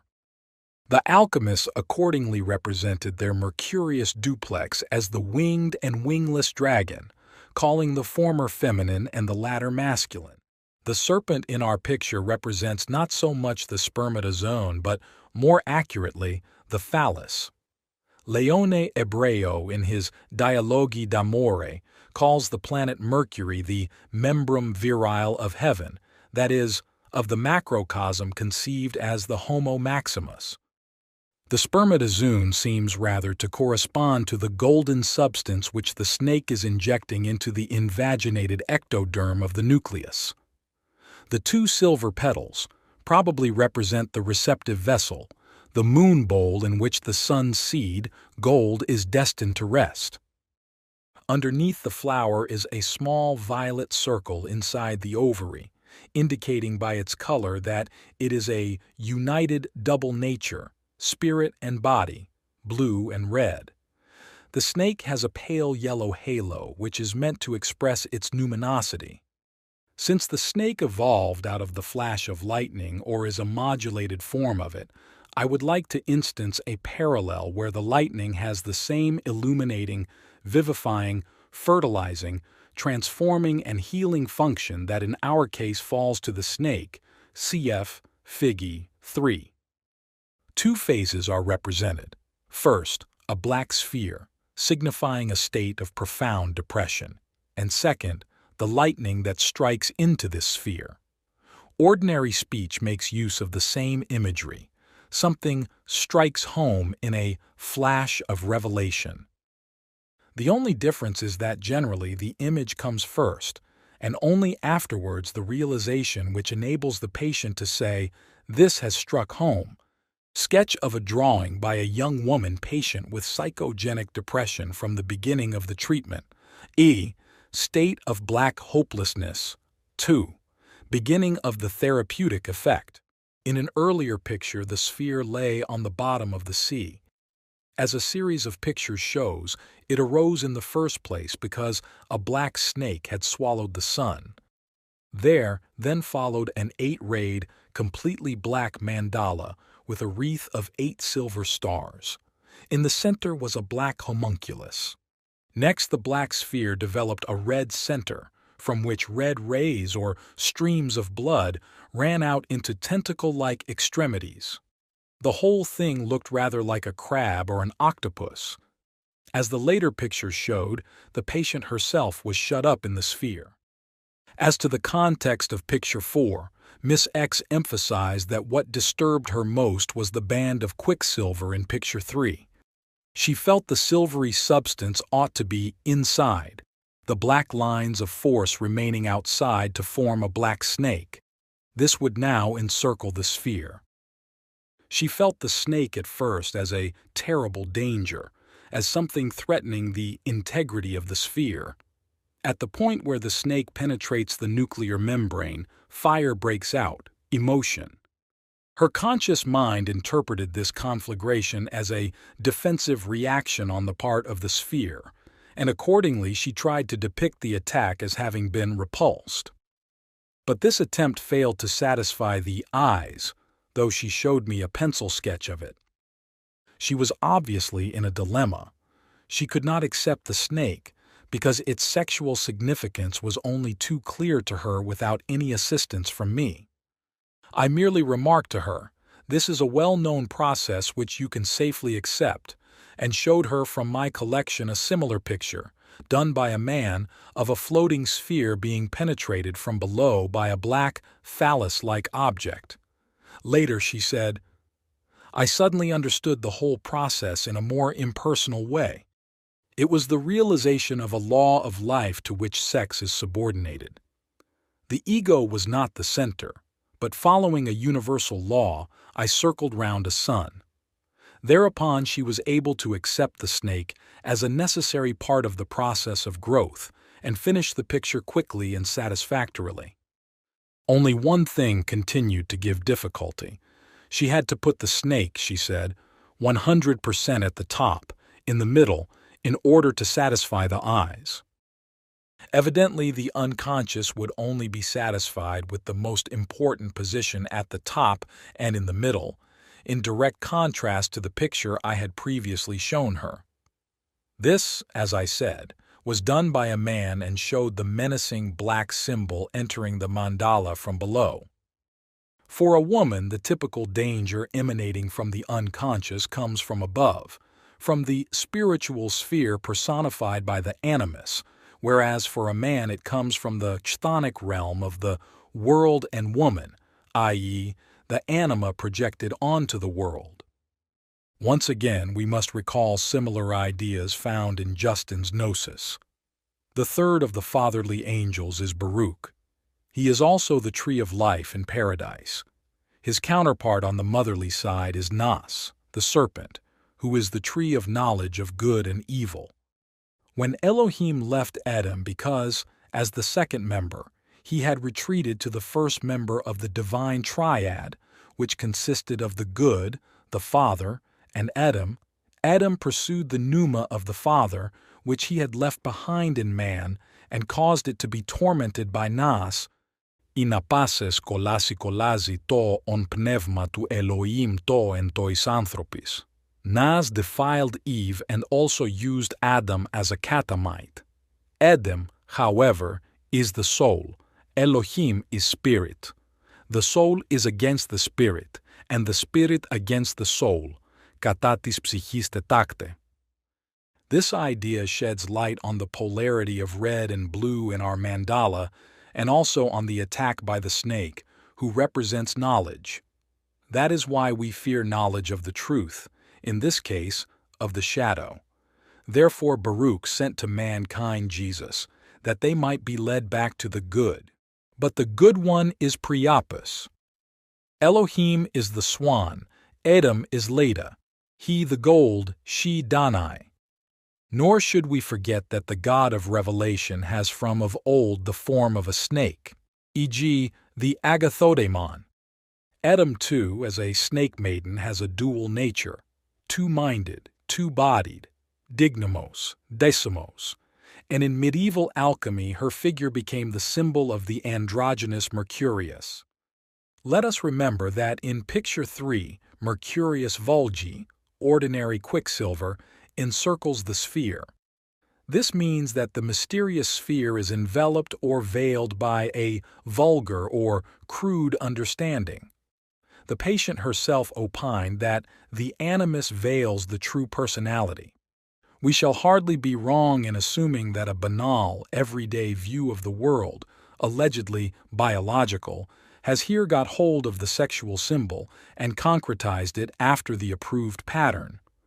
a pardonable error. Another, more correct view is so much more subtle that one naturally prefers to fall back on something well known and ready to hand, thus gratifying one's own rational expectations and earning the applause of one's contemporaries, only to discover that one has got hopelessly stuck and has arrived back at the point from which one set forth on the great adventure. It is clear what is meant by the ithyphallic serpent. From above comes all that is aerial, intellectual, spiritual, and from below all that is passionate, corporeal, and dark. The snake, contrary to expectation, turns out to be a pneumatic symbol, a mercurius spiritualis, a realization which the patient herself formulated by saying that the ego, despite its capricious manipulation of sexuality, is subject to a universal law. Sex in this case is therefore no problem at all, as it has been subjected to a higher transformation process and is contained in it, not repressed, only without an object. Miss X subsequently told me that she felt Picture 4 was the most difficult, as if it denoted the turning point of the whole process. In my view, she may not have been wrong in this, because the clearly felt, ruthless setting aside of the so beloved and so important ego is no light matter. Not for nothing is this letting go the sine qua non of all forms of higher spiritual development, whether we call it meditation, contemplation, yoga, or spiritual exercises. But as this case shows, relinquishing the ego is not an act of the will and not a result arbitrarily produced. It is an event, an occurrence, whose inner, compelling logic can be disguised only by willful self-deception. In this case and at this moment, the ability to let go is of decisive importance. But since everything passes, the moment may come when the relinquished ego must be reinstated in its functions. Letting go gives the unconscious the opportunity it has been waiting for. But since it consists of opposites, day and night, bright and dark, positive and negative, and is good and evil and therefore ambivalent, the moment will infallibly come when the individual, like the exemplary Job, must hold fast so as not to be thrown catastrophically off balance when the wave rebounds. The holding fast can be achieved only by a conscious will, i.e., by the ego. That is the great and irreplaceable significance of the ego, but one which, as we see here, is nonetheless relative. Relative to is the gain won by integrating the unconscious. We add to ourselves a bright and a dark, and more light means more night. The urge of consciousness towards wider horizons, however, cannot be stopped. They must needs extend the scope of the personality if they are not to shatter it. Picture 5. Picture 5, Miss X said, followed naturally from Picture 4 with no difficulty. The sphere and the snake have drawn apart. The snake is sinking downwards and seems to have lost its threateningness. But the sphere has been fecundated with a vengeance. It has not only got bigger, but blossoms in the most vivid colors. The nucleus has divided into 4. Something like a segmentation has occurred. This is not due to any conscious reflection, such as might come naturally to a biologically educated person. The division of the process or of the central symbol into 4 has always existed, beginning with the 4 sons of Horus, or the 4 seraphim of Ezekiel, or the birth of the 4 aeons from the metra, uterus, impregnated by the pneuma in Barbelo-Gnosis, or the cross formed by the lightning, snake, in Boehme's system, and ending with the tetrameria of the opus alchemicum and its components, the 4 elements, qualities, stages, etc. In each case, the quaternity forms a unity. Here it is the green circle at the center of the 4. The 4 are undifferentiated, and each of them forms a vortex, apparently turning to the left. I think I am not mistaken in regarding it as probable that, in general, a leftward movement indicates movement towards the unconscious, while a rightward, clockwise, movement goes towards consciousness. The one is sinister, the other right, rightful, correct. In Tibet, the leftward moving swastika is a sign of the Bon religion, of black magic. Stupas and chertons must therefore be circumambulated clockwise. The leftward spinning eddies spin into the unconscious. The rightward spinning ones spin out of the unconscious chaos. The rightward moving swastika in Tibet is therefore a Buddhist emblem. For our patient, the process appeared to mean, first and foremost, a differentiation of consciousness. From the treasures of her psychological knowledge, she interpreted the four as the four orienting functions of consciousness: thinking, feeling, sensation, intuition. She noticed, however, that the four were all alike, whereas the four functions are all unlike. This raised no question for her, but it did for me. What are these four if they are not the four functional aspects of consciousness? I doubted whether this could be a sufficient interpretation of them. They seem to be much more than that, and that is probably the reason why they are not different but identical. They do not form four functions, different by definition, but they might well represent the a priori possibility for the formation of the four functions. In this picture we have the quaternity, the archetypal four, which is capable of numerous interpretations, as history shows and as I have demonstrated elsewhere. It illustrates the coming to consciousness of an unconscious content, hence it frequently occurs in cosmogonic myths. What is the precise significance of the fact that the four eddies are apparently turning to the left when the division of the mandala into four denotes a process of becoming conscious is a point about which I would rather not speculate. I lack the necessary material. Blue means air or pneuma, and the leftward movement an intensification of the unconscious influence. Possibly this should be taken as a pneumatic compensation for the strongly emphasized red color, which signifies affectivity. Neolithic relief from Tarxian, Malta. The spirals represent vine tendrils. The mandala itself is bright red, but the four eddies have in the main a cool greenish-blue color, which the patient associated with water. This might hang together with the leftward movement, since water is a favorite symbol for the unconscious.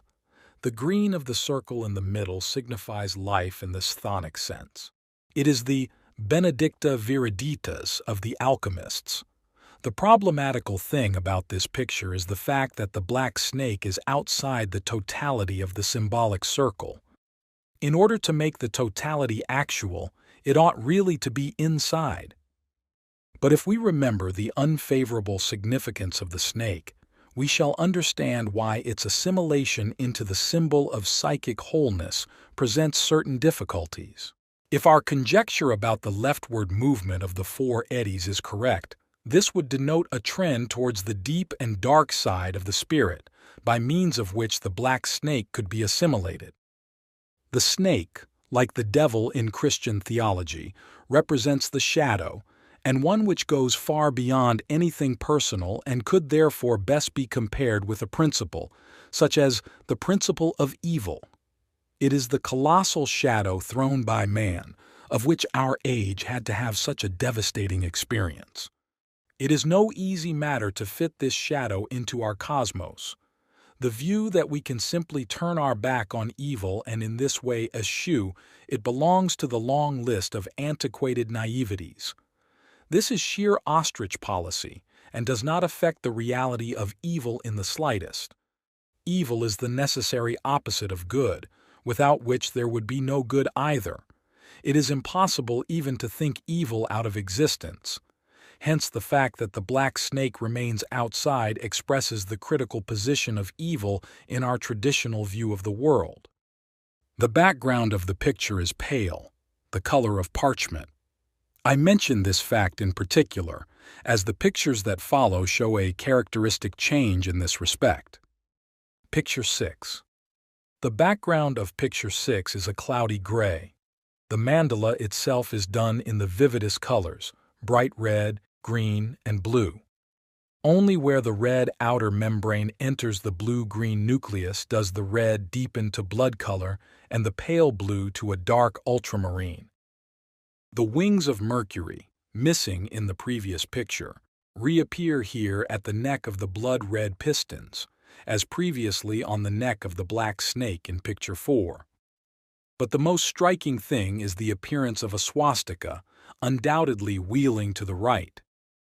I should add that these pictures were painted in 1928 and had no direct connection with contemporary fantasies, which at that time were still unknown to the world at large.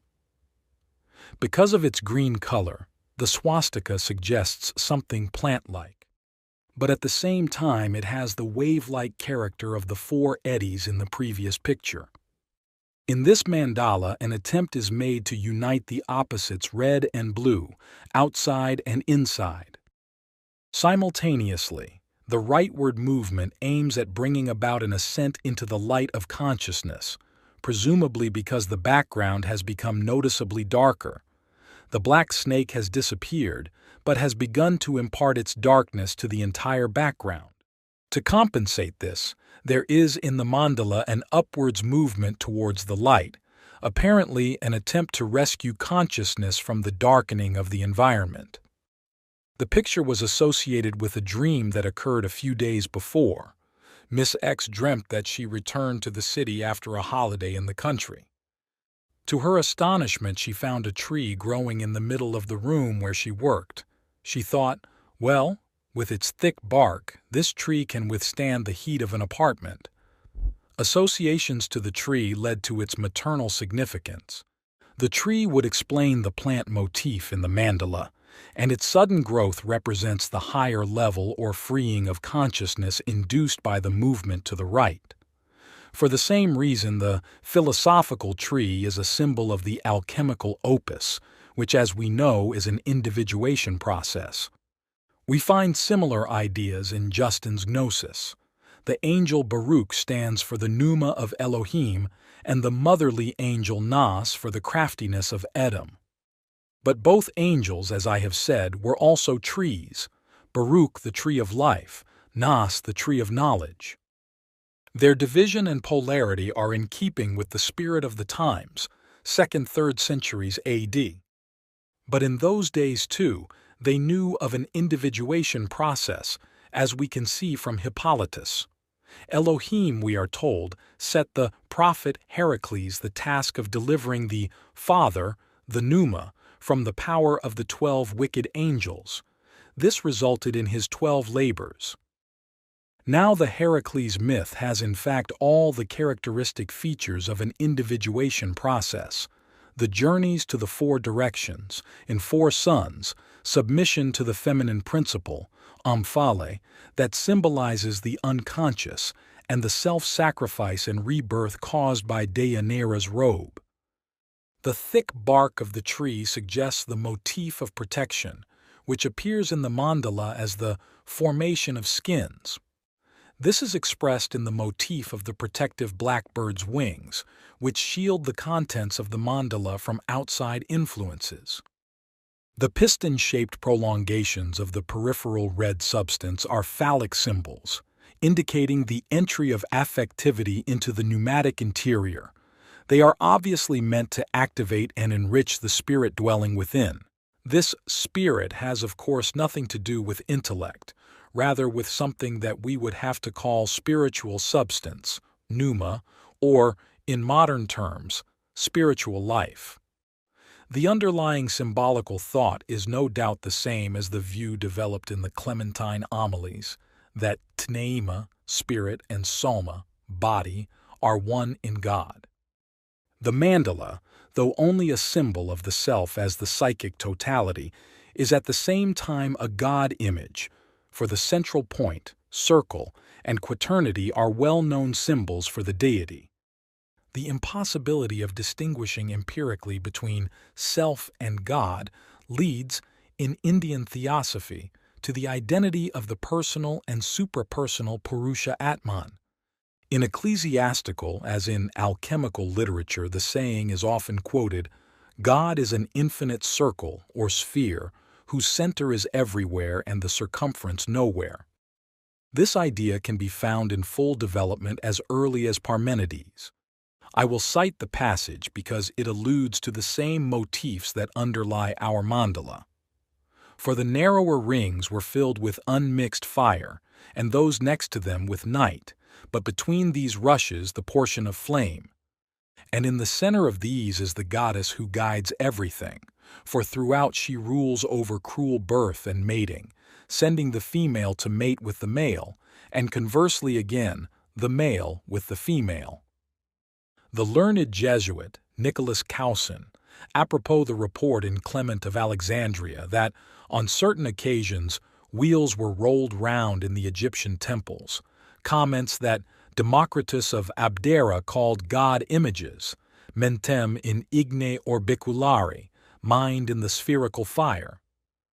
He goes on, this was the view also of Parmenides, who defined God as sperphanon, crown, a circle consisting of glowing light, and it has been very clearly established by Iamblichus in his book on the mysteries, that the Egyptians customarily represent God, the Lord of the world, as sitting in the lotus, a water plant, the fruits as well as the leaves of which are round, thereby indicating the circular motion of the mind, which everywhere returns into itself. This is also the origin, he says, of the ritual transformations or circuits, circuitiones, that imitate the motion of the heavens. But the Stoics named the heavens a round and revolving God, rotundum et volubilem deum. Cawson says it is to this that the mystical, mystics, Jung, symbolical, explanation of Psalm 12:8 refers in circuitu impii ambulant, the ungodly wander in a circle. They only walk round the periphery without ever reaching the center, which is God. Here I would mention the wheel motif in mandala symbolism only in passing, as I have dealt with it in detail elsewhere. Picture 7. In Picture 7, it has indeed turned to night. The entire sheet which the mandala is painted on is black. All the light is concentrated in the sphere. The colors have lost their brightness but have gained in intensity. It is especially striking that the black has penetrated as far as the center, so that something of what we feared has already occurred. The blackness of the snake and of the somber surroundings has been assimilated by the nucleus, and at the same time, as the picture shows, is compensated by a golden light radiating out from the center. The rays form an equal-armed cross to replace the swastika of the previous picture, which is here represented only by 4 hooks, suggesting a rightwards rotation. With the attainment of absolute blackness, and particularly its presence in the center, the upward movement and rightward rotation seem to have come to an end. On the other hand, the wings of Mercury have undergone a noticeable differentiation, which presumably means that the sphere has sufficient power to keep itself afloat and not sink down into total darkness. The golden rays forming the cross bind the 4 together. This produces an inner bond and consolidation as a defense against destructive influences emanating from the black substance that has penetrated to the center. For us, the cross symbol always has the connotation of suffering, so we are probably not wrong in assuming that the mood of this picture is one of more or less painful suspension. Remember the wings, over the dark abyss of inner loneliness. Earlier, I mentioned Boehme's lightning that makes a cross, and I brought this cross into connection with the 4 elements. As a matter of fact, John Dee symbolizes the elements by an equal-armed cross. As we said, the cross with a little circle in it is the alchemical sign for copper, cuprum, from Kypris, Aphrodite, and the sign for Venus is, remarkably enough, is the old apothecary sign for spiritus tartari, tartaric acid, which literally translated means spirit of the underworld, is also the sign for red hematite, bloodstone. Hence, there seems to be not only a cross that comes from above, as in Burma's case and in our mandala, but also one that comes from below.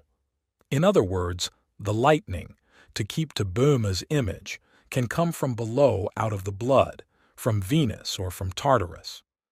Burma's neutral salniter is identical with salt in general, and one of the signs for this is image. One can hardly imagine a better sign for the arcane substance, which salt was considered to be by the 16th and 17th century alchemists. Salt, in ecclesiastical as well as alchemical usage, is the symbol for sapientia, and also for the distinguished or elect personality, as in Matthew 5:13. Ye are the salt of the earth. The numerous wavy lines or layers in the mandala could be interpreted as representing the formation of layers of skin, giving protection against outside influences. They serve the same purpose as the inner consolidation. These cortices probably have something to do with the dream of the tree in the workroom, which had a thick bark. The formation of skins is also found in other mandalas, and it denotes a hardening or sealing off against the outside, the production of a regular rind or hide.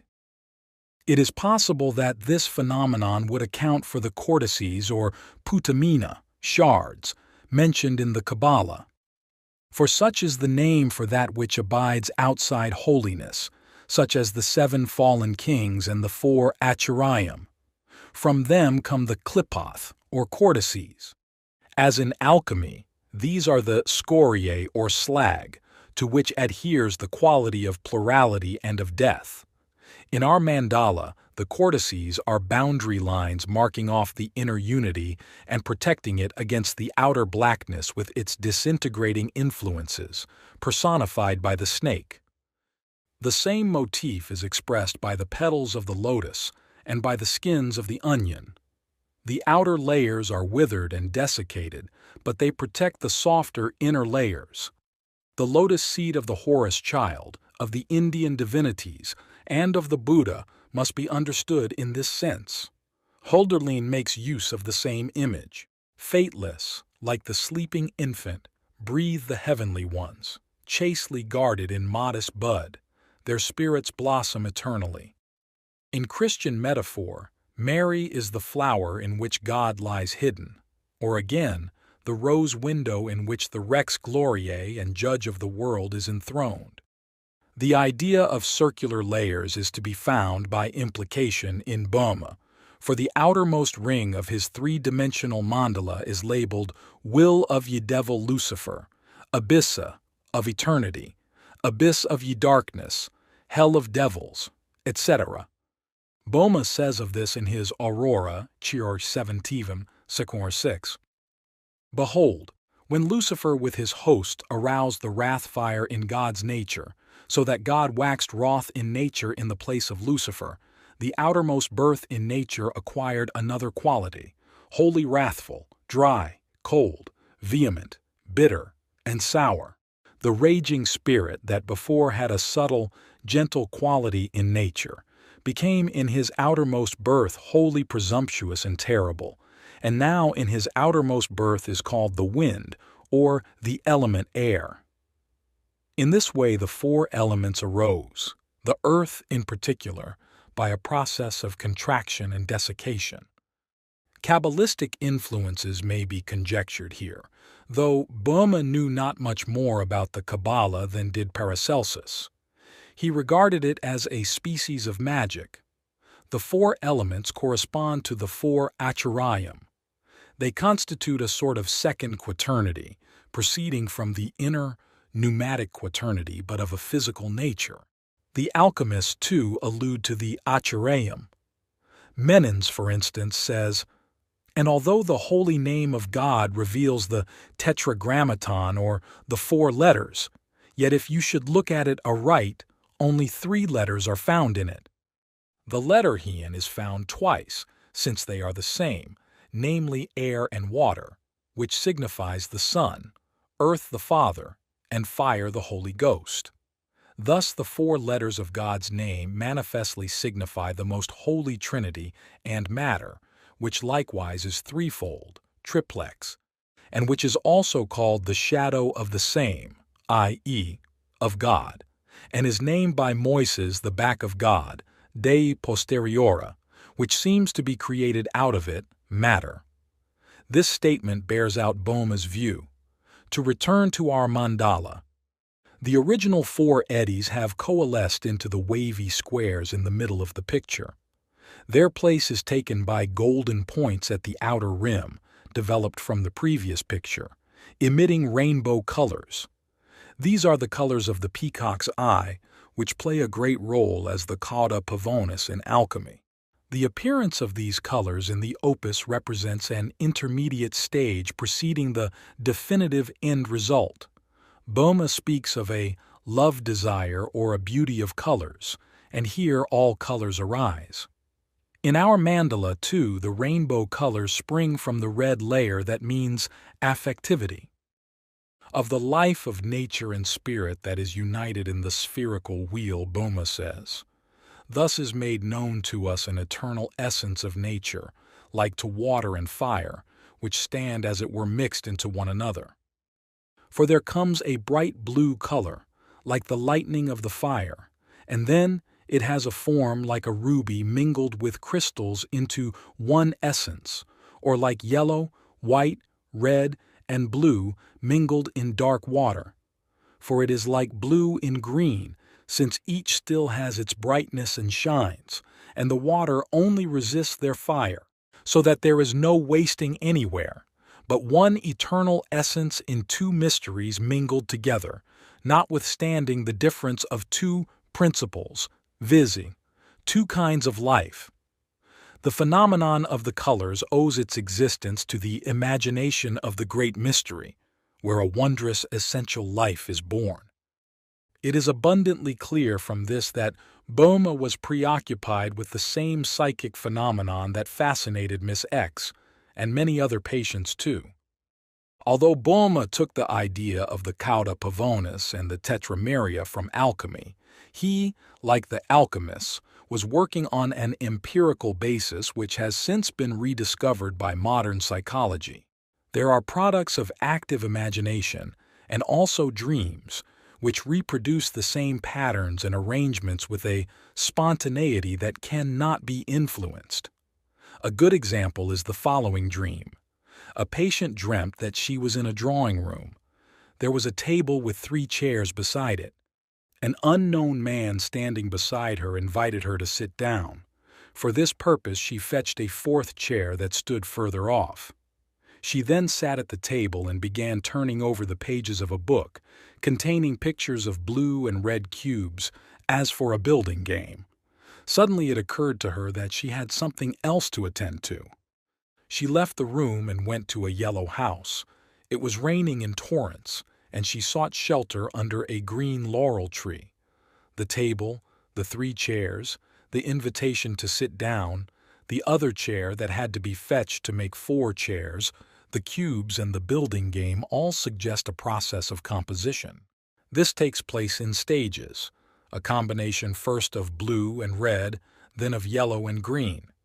These 4 colors symbolize 4 qualities, as we have seen, which can be interpreted in various ways.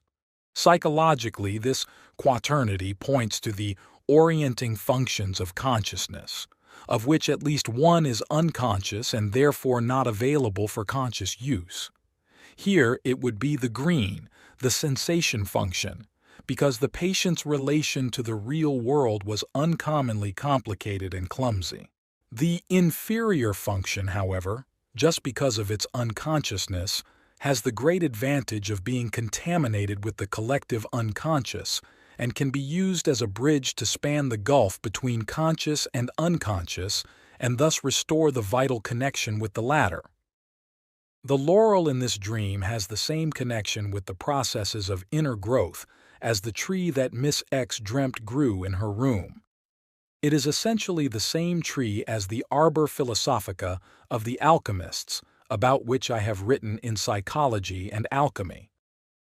We should also remember that, according to tradition, the laurel is not injured either by lightning or by cold, intacta triumphat.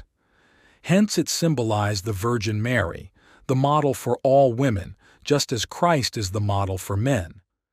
In view of its historical interpretation, the laurel, like the alchemical tree, should be taken in this context as a symbol of the self. The ingenuousness of patients who produce such dreams is always very impressive. To turn back again to our mandala, the golden lines that end in pistons recapitulate the spermatozoon motif and therefore have a spermatic significance, suggesting that the quaternity will be reproduced in a new and more distinct form. Insofar as the quaternity has to do with conscious realization, we can infer from these symptoms an intensification of the latter, as is also suggested by the golden light radiating from the center. Probably a kind of inner illumination is meant. 2 days before painting this picture, Miss X dreamt that she was in her father's room in their country house. But my mother had moved my bed away from the wall into the middle of the room and had slept in it. I was furious and moved the bed back to its former place. In the dream, the bed cover was red, exactly the red reproduced in the picture. The mother significance of the tree in her previous dream has here been taken up by the unconscious. This time the mother has slept in the middle of the room. This seems to be for Miss X an annoying intrusion into her sphere, symbolized by the room of her father, who has an animus significance for her. Her sphere is therefore a spiritual one, and she has usurped it just as she usurped her father's room. She has thus identified with the spirit. Into this sphere her mother has intruded and installed herself in the center, at first under the symbol of the tree. She therefore stands for physis opposed to spirit, i.e., for the natural feminine being which the dreamer also is, but which she wouldn't accept because it appeared to her as a black snake. Although she remedied the intrusion at once, the dark chthonic principle, the black substance, has nevertheless penetrated to the center of her mandala, as picture 7 shows. But just because of this, the golden light can appear, a tenebris lux. We have to relate the mother to Boehme's idea of the matrix. For him, the matrix is the sine qua non of all differentiation or realization, without which the spirit remains suspended and never comes down to earth. The collision between the paternal and the maternal principle, spirit and nature, works like a shock. After this picture, she felt the renewed penetration of the red color, which she associated with feeling, as something disturbing, and she now discovered that her rapport with me, her analyst, our father, was unnatural and unsatisfactory. She was giving herself airs, she said, and was posing as an intelligent, understanding pupil, usurpation of spirituality. But she had to admit that she felt very silly and was very silly, regardless of what I thought about it. This admission brought her a feeling of great relief and helped her to see at last that sex was not, on the one hand, merely a mechanism for producing children and not, on the other, only an expression of supreme passion, but was also banally physiological and autoerotic. This belated realization led her straight into a fantasy state where she became conscious of a series of obscene images. At the end, she saw the image of a large bird, which she called the earth bird, and which alighted on the earth. Birds, as aerial beings, are well-known spirit symbols. It represented the transformation of the spiritual image of herself into a more earthy version that is more characteristic of women. This tailpiece confirms our suspicion that the intensive upward and rightward movement has come to a halt. The bird is coming down to earth. This symbolization denotes a further and necessary differentiation of what Boehme describes in general as love-desire. Through this differentiation, consciousness is not only widened but also brought face to face with the reality of things, so that the inner experience is tied, so to speak, to a definite spot. On the days following, the patient was overcome by feelings of self-pity. It became clear to her how much she regretted never having had any children. She felt like a neglected animal or a lost child. This mood grew into a regular Weltschmerz, and she felt like the all-compassionate Tathagata, Buddha. Only when she had completely given way to these feelings could she bring herself to paint another picture. Real liberation comes not from glossing over or repressing painful states of feeling, but only from experiencing them to full. Picture 8. The thing that strikes us at once in Picture 8 is that almost the whole interior is filled with the black substance. The blue-green of the water has condensed to a dark blue quaternity, and the golden light in the center turns in the reverse direction, anti-clockwise. The bird is coming down to earth. That is, the mandala is moving towards the dark, chthonic depths. It is still floating. The wings of Mercury show this, but it has come much closer to the blackness. The inner, undifferentiated quaternity is balanced by an outer, differentiated one, which Miss X equated with the four functions of consciousness. To these she assigned the following colors: yellow, intuition; light blue, thinking; flesh, pink; feeling, brown; sensation. Each of these quarters is divided into 3, thus producing the number 12 again. The separation and characterization of the two quaternities is worth noting. The outer quaternity of wings appears as a differentiated realization of the undifferentiated inner one, which really represents the archetype. In the Kabbalah, this relationship corresponds to the quaternity of Merkabah on the one hand and of the Acharayim on the other, and in Boma they are the 4 spirits of God and the 4 elements. The plant-like form of the cross in the middle of the mandala, also noted by the patient, refers back to the tree of the cross, and the mother. She thus makes it clear that this previously taboo element has been accepted and now holds the central place. She was fully conscious of this, which of course was a great advance on her previous attitude. In contrast to the previous picture, there are no inner cortices. This is a logical development, because the thing they were meant to exclude is now in the center, and defense has become superfluous. Instead, the cortices spread out into the darkness as golden rings, expanding concentrically like waves. This would mean a far-reaching influence on the environment emanating from the sealed-off self. 4 days before she painted this mandala, she had the following dream. I drew a young man to the window and with a brush dipped in white oil, removed a black fleck from the cornea of his eye. A little golden lamp then became visible in the center of the pupil. The young man felt greatly relieved, and I told him he should come again for treatment. I woke up saying the words, "If therefore thine eye be single, thy whole body shall be full of light."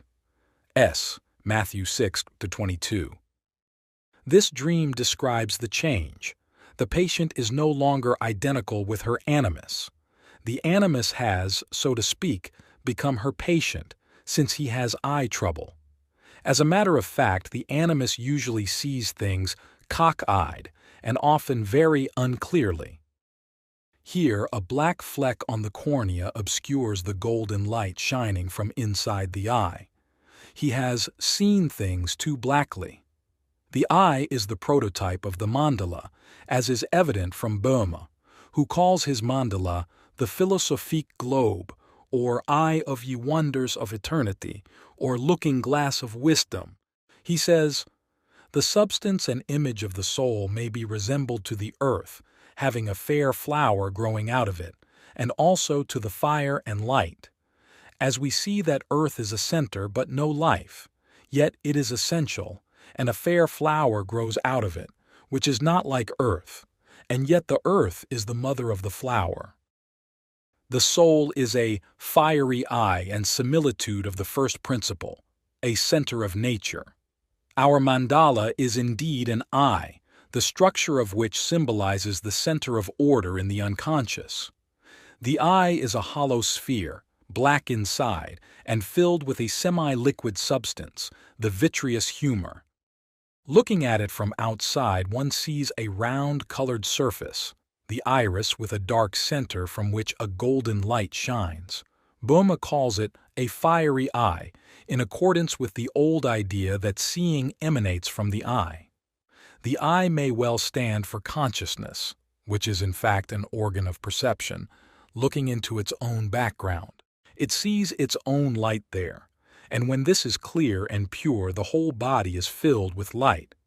Under certain conditions, consciousness has a purifying effect. This is probably what is meant by Matthew 6, an idea expressed even more clearly in Luke 11, 331 Re. The eye is also a well-known symbol for God. Hence Boehme calls his philosophique globe the eye of eternity, the essence of all essences, the eye of God. By accepting the darkness, the patient has not, to be sure, changed it into light, but she has kindled a light that illuminates the darkness within. By day no light is needed, and if you don't know it is night you won't light one, nor will any light be lit for you unless you have suffered the horror of darkness.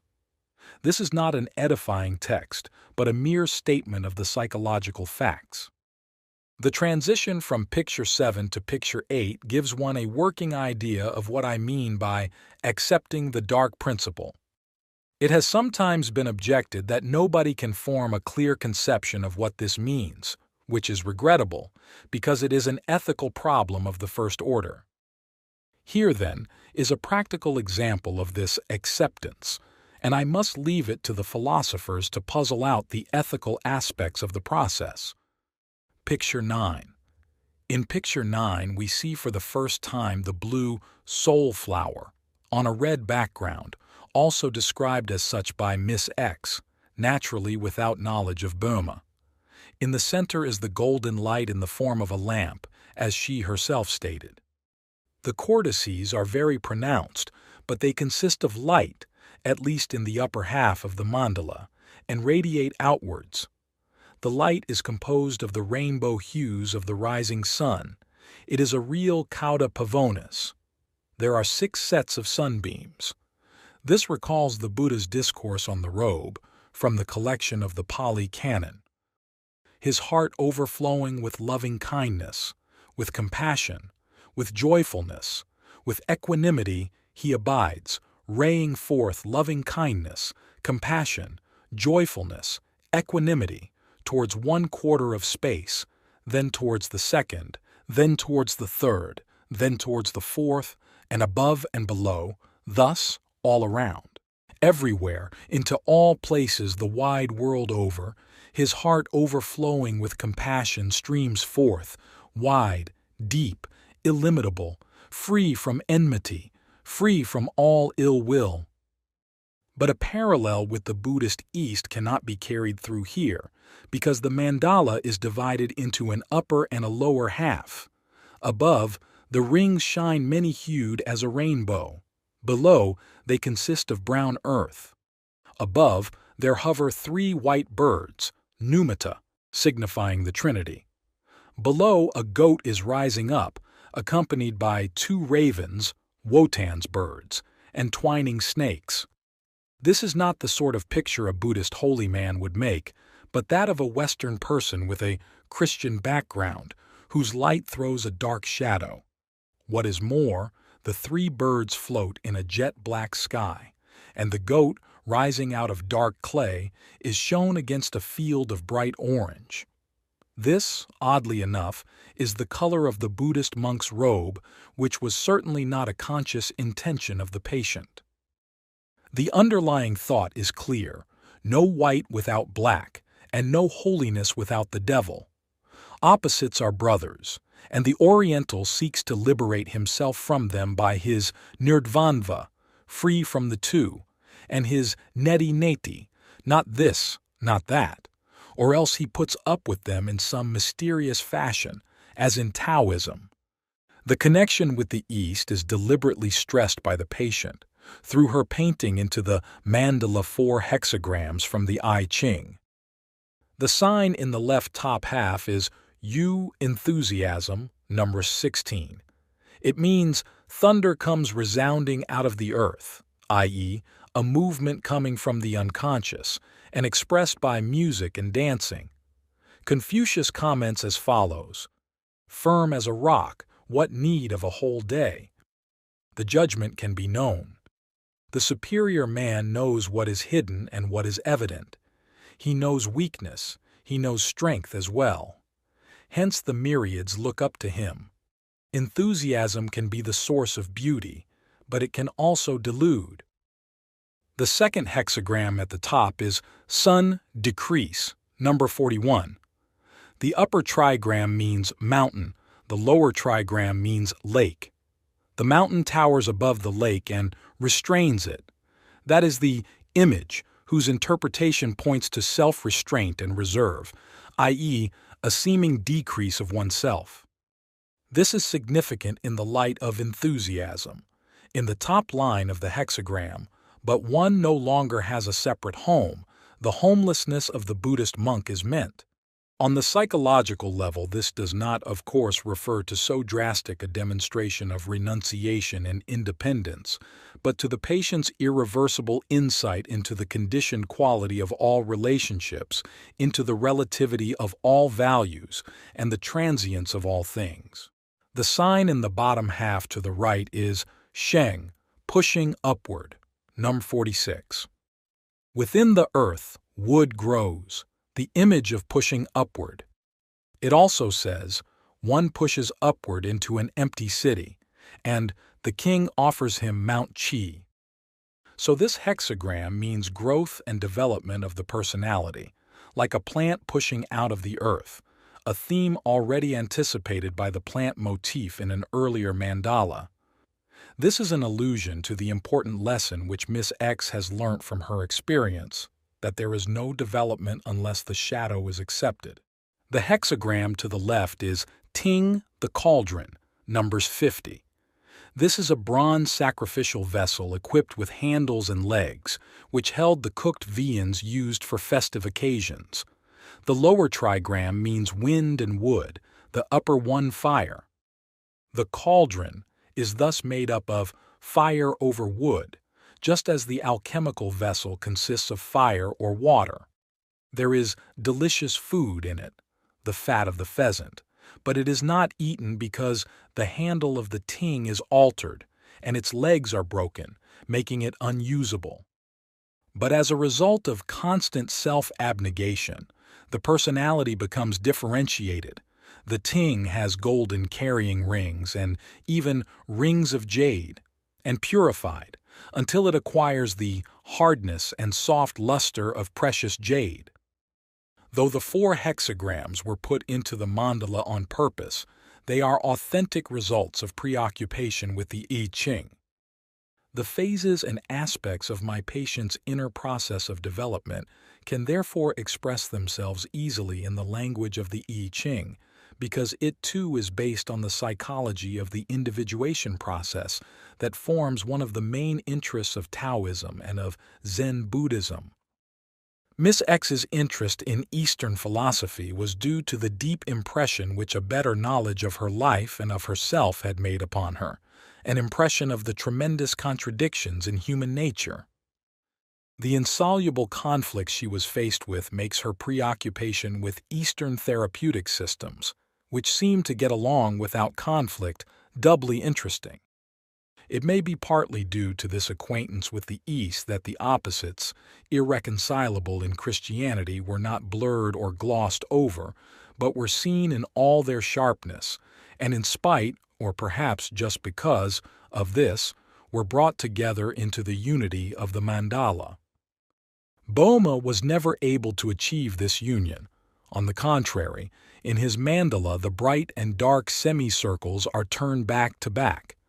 The bright half is labeled H ghost, the dark half father, i.e. octer rerum or first principle, whereas the Holy Ghost is the second principle. This polarity is crossed by the paired opposites Son and earthly man. The devils are all on the side of the dark father and constitute his wrath fire, just as on the periphery of the mandala. Bohme's starting point was philosophical alchemy, and to my knowledge he was the first to try to organize the Christian cosmos as a total reality into a mandala. The attempt failed, inasmuch as he was unable to unite the two halves in a circle. Miss X's mandala, on the other hand, comprises and contains the opposites, as a result, we may suppose, of the support afforded by the Chinese doctrine of Yang and Yin, the two metaphysical principles whose cooperation makes the world go round. The hexagrams, with their firm, Yang, and yielding, Yin, lines, illustrate certain phases of this process. It is therefore right that they should occupy a mediating position between above and below. Lao Tzu says, "High stands on low." This indisputable truth is secretly suggested in the mandala. The three white birds hover in a black field, but the gray-black goat has a bright orange-colored background. Thus the Oriental truth insinuates itself and makes possible, at least by symbolic anticipation, a union of opposites within the irrational life process formulated by the I Ching. That we are really concerned here with opposite phases of one and the same process is shown by the picture that now follows. Picture 10. In Picture 10, begun in Zurich but only completed when Miss X again visited her motherland, we find the same division as before into above and below. The soul flower in the center is the same, but it is surrounded on all sides by a dark blue night sky, in which we see the four phases of the moon, the new moon coinciding with the world of darkness below. The three birds have become two. Their plumage has darkened, but on the other hand the goat has turned into two semi-human creatures with horns and light faces, and only two of the four snakes remain. A notable innovation is the appearance of two crabs in the lower chthonic hemisphere that also represents the body. The crab has essentially the same meaning as the astrological sign Cancer. Unfortunately, Miss X gave no context here. In such cases, it is usually worth investigating what use has been made in the past of the object in question. In earlier, pre-scientific ages, hardly any distinction was drawn between long-tailed crabs, macrura, crayfish, and short-tailed crabs, brachyura. As a zodiacal sign, Cancer signifies resurrection because the crab sheds its shell. The ancients had in mind chiefly Pagurus bernhardus, the hermit crab. It hides in its shell and cannot be attacked. Therefore, it signifies caution and foresight, knowledge of coming events. It depends on the moon and waxes with it. It is worth noting that the crab appears just in the mandala in which we see the phases of the moon for the first time. Astrologically, Cancer is the house of the moon. Because of its backwards and sideways movement, it plays the role of an unlucky animal in superstition and colloquial speech, crabbed, catch a crab, etc. Since ancient times, Cancer, carcinoe, has been the name for a malignant tumor of the glands. Cancer is the zodiacal sign in which the sun begins to retreat, when the days grow shorter. Pseudo-Callisthenes relates that crabs dragged Alexander's ships down into the sea. Carcanos was the name of the crab that bit Heracles in the foot in his fight with the Lernaean monster. In gratitude, Hera set her accomplice among the stars. In astrology, Cancer is a feminine and watery sign, and the summer solstice takes place in it. In the Melothesiae, it is correlated with the breast. It rules over the Western Sea. In Propertius, it makes a sinister appearance.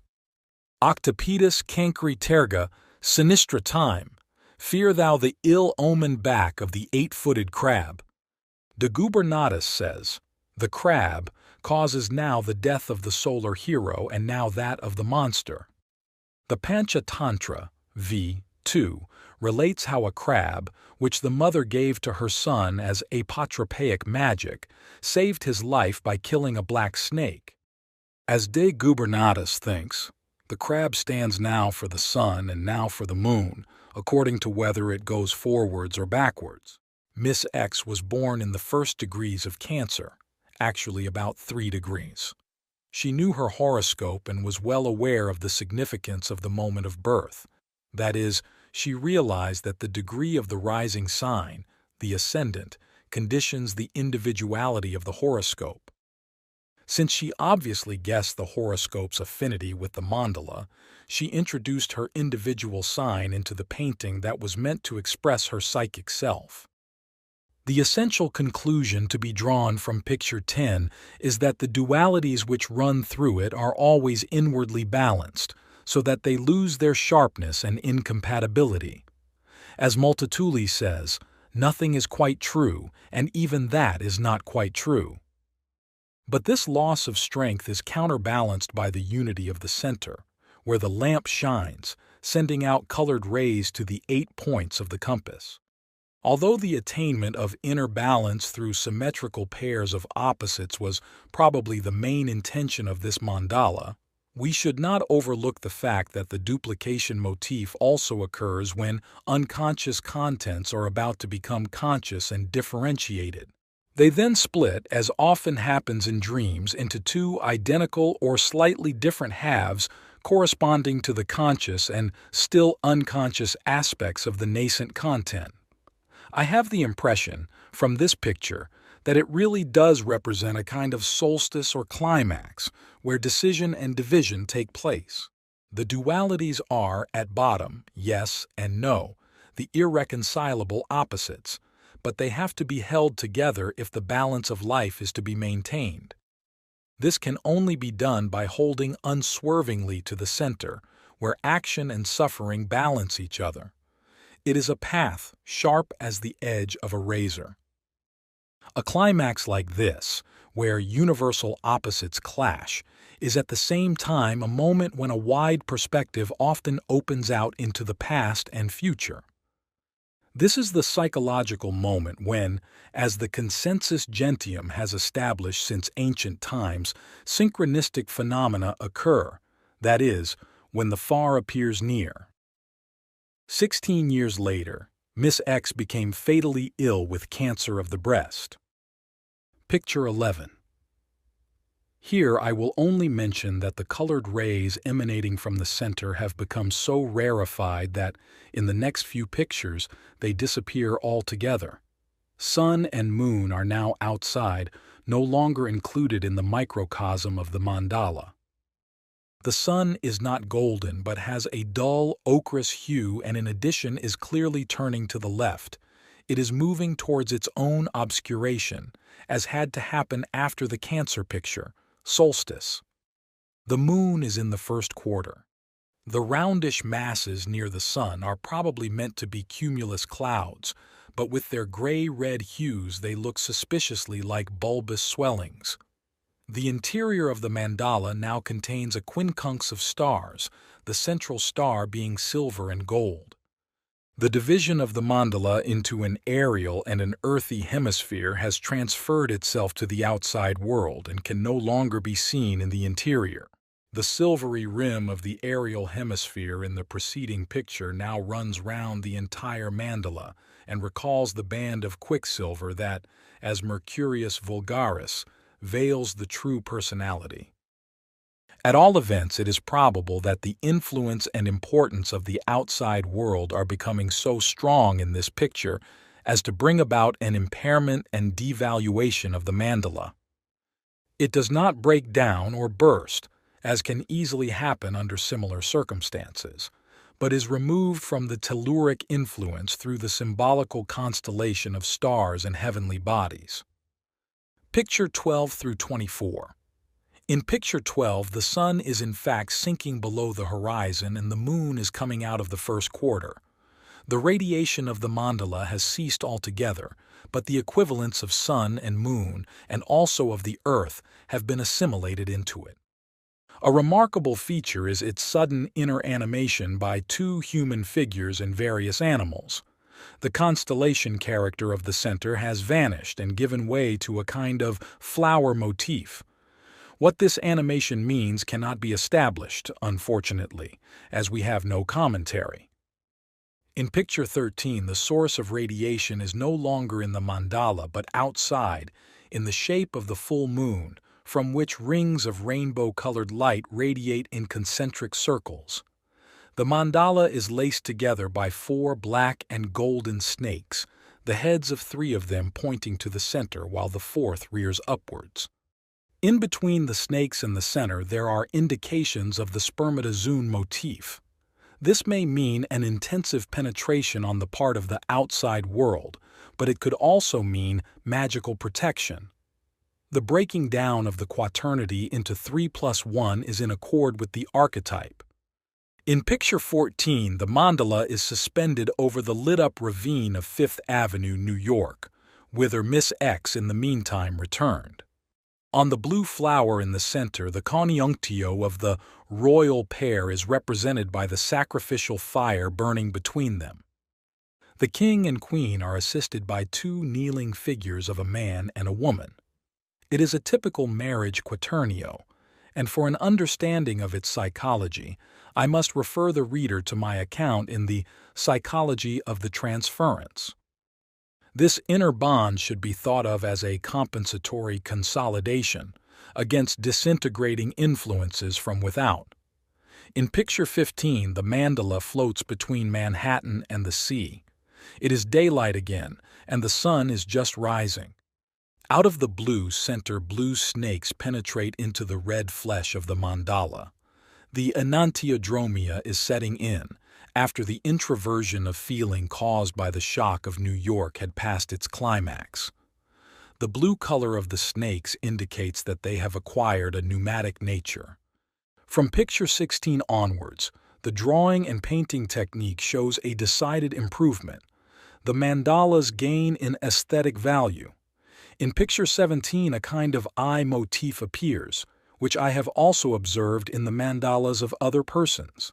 It seems to me to link up with the motif of polyophthalmia and to point to the peculiar nature of the unconscious, which can be regarded as a multiple consciousness.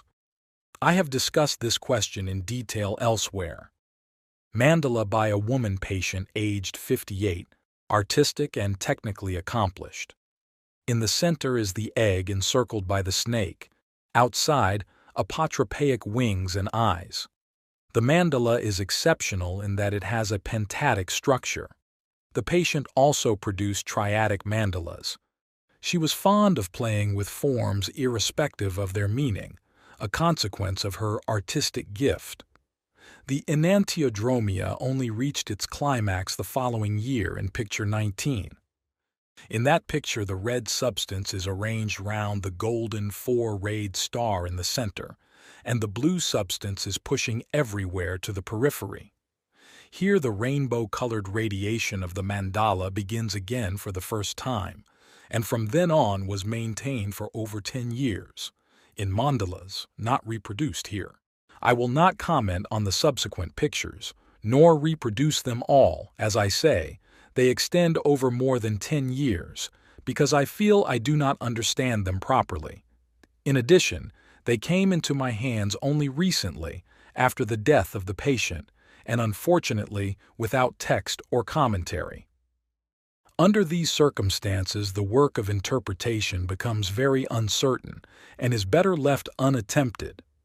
Also, this case was meant only as an example of how such pictures come to be produced, what they mean, and what reflections and observations their interpretation requires.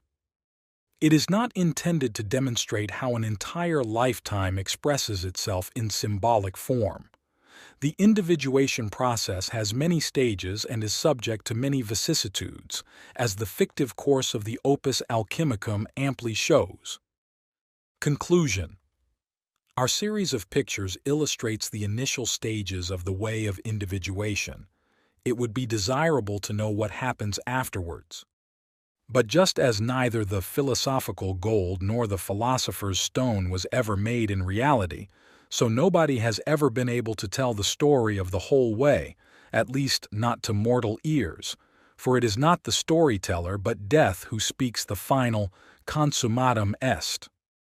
Certainly there are many things worth knowing in the later stages of the process, but From the point of view of teaching as well as of therapy, it is important not to skip too quickly over the initial stages. As these pictures are intuitive anticipations of future developments, it is worthwhile lingering over them for a long time, in order, with their help, to integrate so many contents of the unconscious into consciousness that the latter really does reach the stage it sees ahead. These psychic evolutions do not as a rule keep pace with the tempo of intellectual developments. Indeed, their very first goal is to bring a consciousness that has hurried too far ahead into contact again with the unconscious background with which it should be connected. This was the problem in our case, too. Miss X had to turn back to her motherland in order to find her Earth again, vestigia retro. It is a task that today faces not only individuals but whole civilizations. What else is the meaning of the frightful regressions of our time? The tempo of the development of consciousness through science and technology was too rapid and left the unconscious, which could no longer keep up with it, far behind, thereby forcing it into a defensive position which expresses itself in a universal will to destruction. The political and social isms of our day preach every conceivable ideal, but under this mask, they pursue the goal of lowering the level of our culture by restricting or altogether inhibiting the possibilities of individual development. They do this partly by creating a chaos controlled by terrorism, a primitive state of affairs that affords only the barest necessities of life and surpasses in horror the worst times of the so-called Dark Ages. It remains to be seen whether this experience of degradation and slavery will once more raise a cry for greater spiritual freedom. This problem cannot be solved collectively, because the masses are not changed unless the individual changes. At the same time, even the best-looking solution cannot be forced upon him, since it is a good solution only when it is combined with a natural process of development. It is therefore a hopeless undertaking to stake everything on collective recipes and procedures. The bettering of a general ill begins with the individual, and then only when he makes himself and not others responsible. This is naturally only possible in freedom, but not under a rule of force, whether this be exercised by a self-elected tyrant or by one thrown up by the mob. The initial pictures in our series illustrate the characteristic psychic processes which set in the moment one gives a mind to that part of the personality which has remained behind, forgotten. Scarcely has the connection been established when symbols of the self appear, trying to convey a picture of the total personality. As a result of this development, the unsuspecting modern gets into paths trodden from time immemorial, the via sancta, whose milestones and signposts are the religions. He will think and feel things that seem strange to him, not to say unpleasant. Apuleius relates that in the Isis mysteries he approached the very gates of death and set one foot on Proserpina's threshold, yet was permitted to return, wrapped through all the elements. At midnight I saw the sun shining as if it were noon.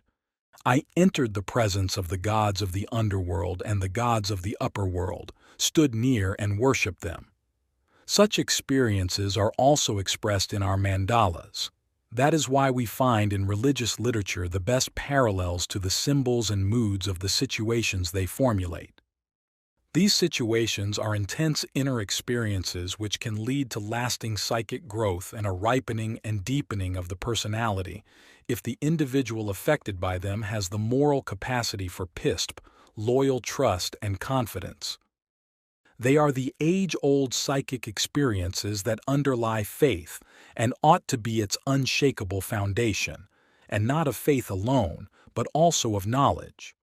Our case shows with singular clarity the spontaneity of the psychic process and the transformation of a personal situation into the problem of individuation, that is, of becoming whole, which is the answer to the great question of our day. How can consciousness, our most recent acquisition, which has bounded ahead, be linked up again with the oldest, the unconscious, which has lagged behind? The oldest of all is the instinctual foundation. Anyone who overlooks the instincts will be ambuscaded by them, and anyone who does not humble himself will be humbled, losing at the same time his freedom, his most precious possession. Always when science tries to describe a simple life process, the matter becomes complicated and difficult. So it is no wonder that the details of a transformation process rendered visible through active imagination make no small demands on our understanding. In this respect, they may be compared with all other biological processes. These too require specialized knowledge to become comprehensible. Our example also shows, however, that this process can begin and run its course without any special knowledge having to stand sponsor to it. But if one wants to understand anything of it and assimilate it into consciousness, then a certain amount of knowledge is needed. If the process is not understood at all, it has to build up an unusual intensity so as not to sink back again into the unconscious without result. But if its affects rise to an unusual pitch, they will enforce some kind of understanding. It depends on the correctness of this understanding whether the consequences turn out more pathologically or less. Psychic experiences, according to whether they are rightly or wrongly understood, have very different effects on a person's development. It is one of the duties of the psychotherapist to acquire such knowledge of these things as will enable him to help his patient to an adequate understanding. Experiences of this kind are not without their dangers, for they are also, among other things, the matrix of the psychoses. Stiff-necked and violent interpretations should under all circumstances be avoided. Likewise, a patient should never be forced into a development that does not come naturally and spontaneously. But once it has set in, he should not be talked out of it again, unless the possibility of a psychosis has been definitely established. Thorough psychiatric experience is needed to decide this question, and it must constantly be borne in mind that the constellation of archetypal images and fantasies is not in itself pathological. The pathological element only reveals itself in the way the individual reacts to them and how he interprets them. The characteristic feature of a pathological reaction is, above all, identification with the archetype. This produces a sort of inflation and possession by the emergent contents, so that they pour out in a torrent which no therapy can stop.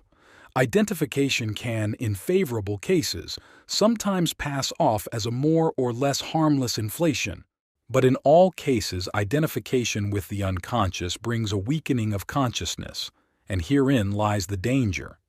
You do not make an identification, you do not identify yourself, but you experience your identity with the archetype in an unconscious way and so are possessed by it.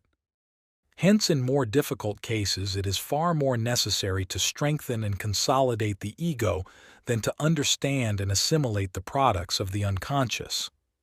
The decision must be left to the diagnostic and therapeutic tact of the analyst.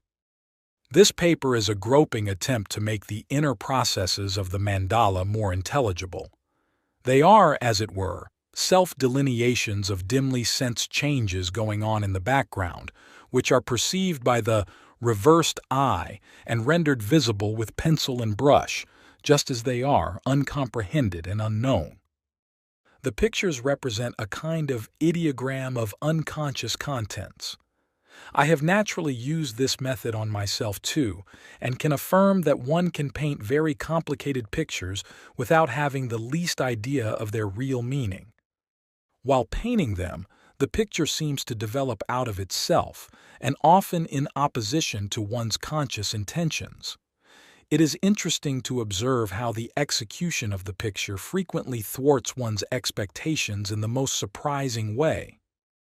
The same thing can be observed, sometimes even more clearly, when writing down the products of active imagination. The present work may also serve to fill a gap I myself have felt in my exposition of therapeutic methods. I have written very little on active imagination, but have talked about it a great deal. I have used this method since 1916, and I sketched it out for the first time in The Relations Between the Ego and the Unconscious. I first mentioned the mandala in 1929, in The Secret of the Golden Flower. For at least 13 years I kept quiet about the results of these methods in order to avoid any suggestion. I wanted to assure myself that these things, mandalas especially, really are produced spontaneously and were not suggested to the patient by my own fantasy. I was then able to convince myself, through my own studies, that mandalas were drawn, painted, carved in stone, and built at all times and in all parts of the world, long before my patients discovered them. I have also seen to my satisfaction that mandalas are dreamt and drawn by patients who were being treated by psychotherapists whom I had not trained. In view of the importance and significance of the mandala symbol, special precautions seem to be necessary, seeing that this motif is one of the best examples of the universal operation of an archetype. In a seminar on children's dreams, which I held in 1939-177, I mentioned the dream of a 10-year-old girl who had absolutely no possibility of ever hearing about the quaternity of God. The dream was written down by the child herself and was sent to me by an acquaintance. Once in a dream I saw an animal that had lots of horns. It spiked up other little animals with them. It wriggled like a snake, and that was how it lived. Then a blue fog came out of all the four corners, and it stopped eating. Then God came, but there were really four gods in the four corners. Then the animal died, and all the animals it had eaten came out alive again. This dream describes an unconscious individuation process. All the animals are eaten by the one animal. Then comes the enantiodromia. The dragon changes into pneuma, which stands for a divine quaternity.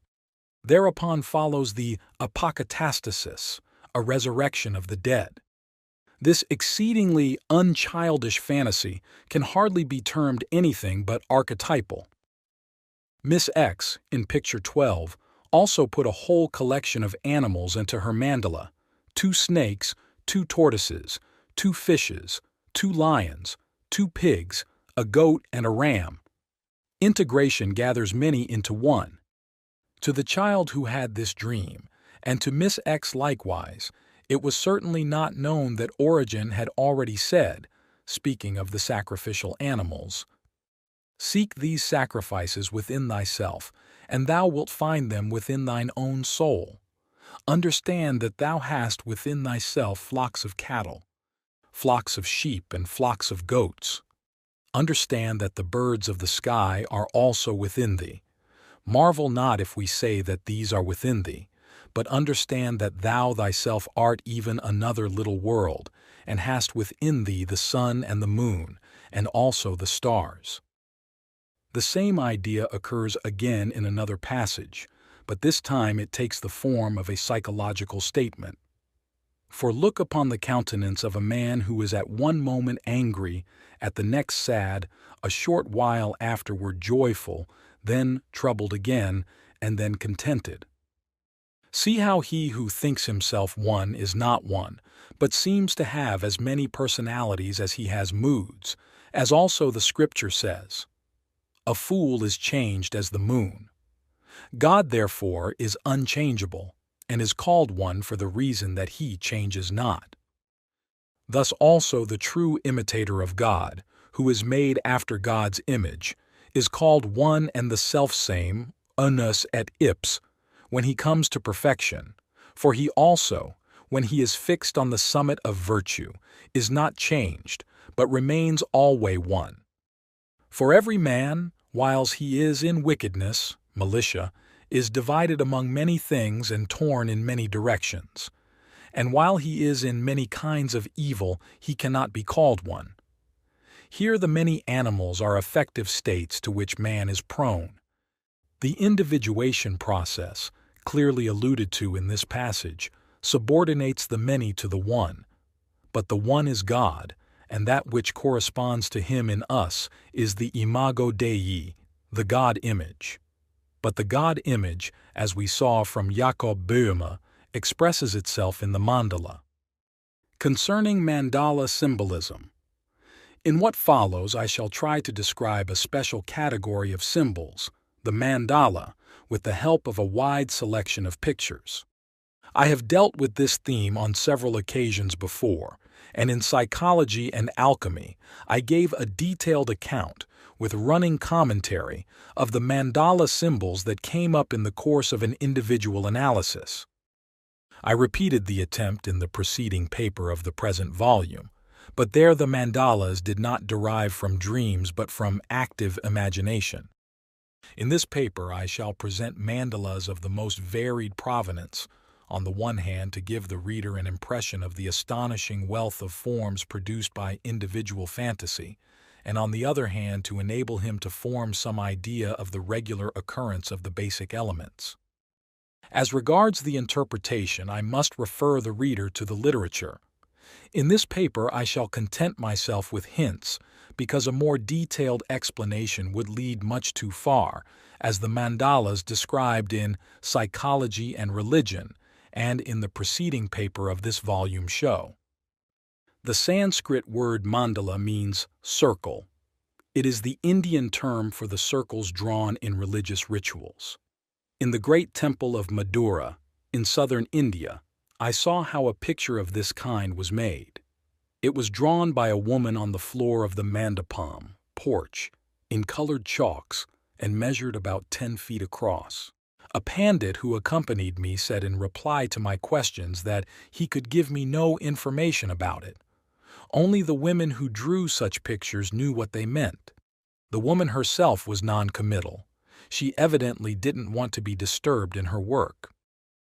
Elaborate mandalas, executed in red chalk, can also be found on the whitewashed walls of many huts. The best and most significant mandalas are found in the sphere of Tibetan Buddhism. I shall use as an example a Tibetan mandala, to which my attention was drawn by Richard Wilhelm. Figure 1, a mandala of this sort is known in ritual usage as a yantra, an instrument of contemplation. It is meant to aid concentration by narrowing down the psychic field of vision and restricting it to the center. Usually the mandala contains 3 circles, painted in black or dark blue. They are meant to shut out the outside and hold the inside together. Almost regularly the outer rim consists of fire, the fire of concupiscencia, desire, from which proceed the torments of hell. Inside this is a garland of lotus leaves, characterizing the whole mandala as a padma, lotus flower. Then comes a kind of monastery courtyard with 4 gates.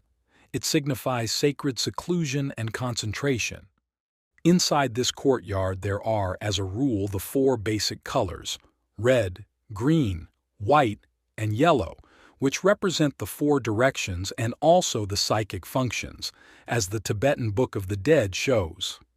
Then, usually marked off by another magic circle, comes the center as the essential object or goal of contemplation.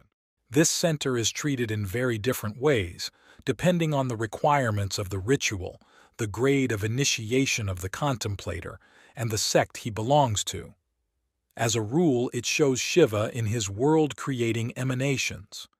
Shiva, according to Tantric doctrine, is the one existent, the timeless in its perfect state.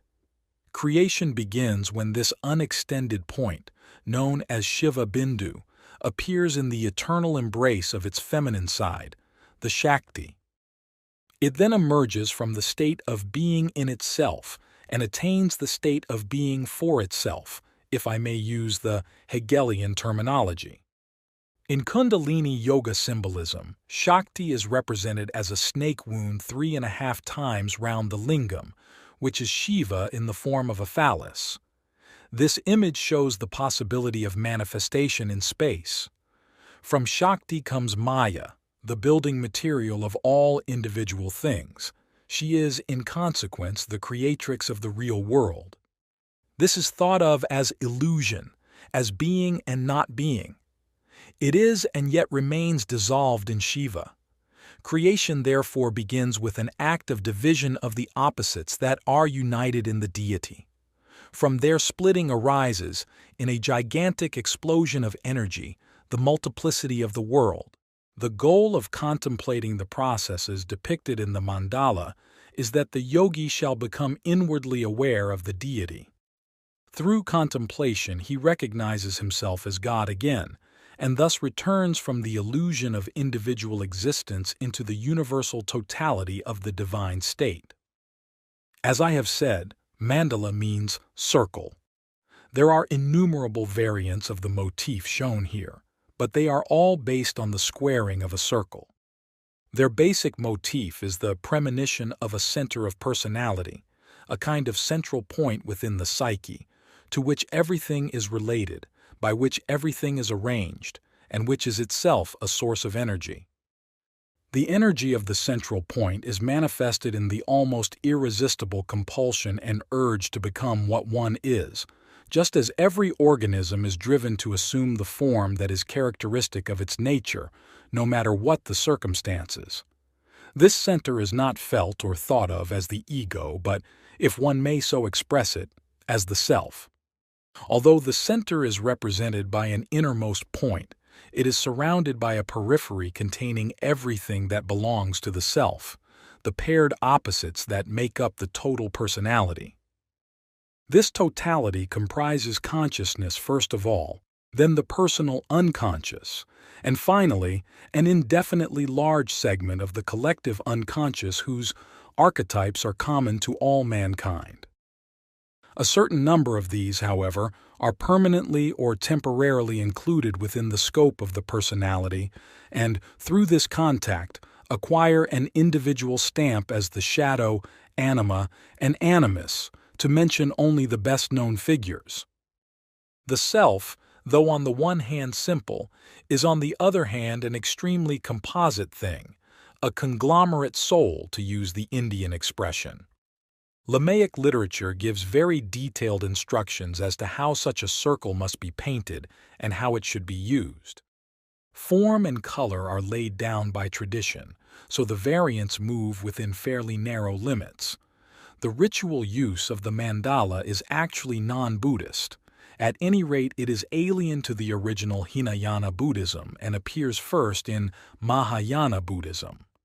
The mandala shown here depicts the state of one who has emerged from contemplation into the absolute state. That is why representation of hell and the horrors of the burial ground are missing. The diamond thunderbolt, the dorje in the center, symbolizes the perfect state where masculine and feminine are united. The world of illusions has finally vanished. All energy has gathered together in the initial state. The four dorjes in the gates of the inner courtyard are meant to indicate that life's energy is streaming inwards. It has detached itself from objects and now returns to the center. When the perfect union of all energies in the four aspects of wholeness is attained, there arises a static state subject to no more change. In Chinese alchemy, this state is called the diamond body, corresponding to the corpus incorruptibile of medieval alchemy, which is identical with the corpus glorificationis of Christian tradition, the incorruptible body of resurrection.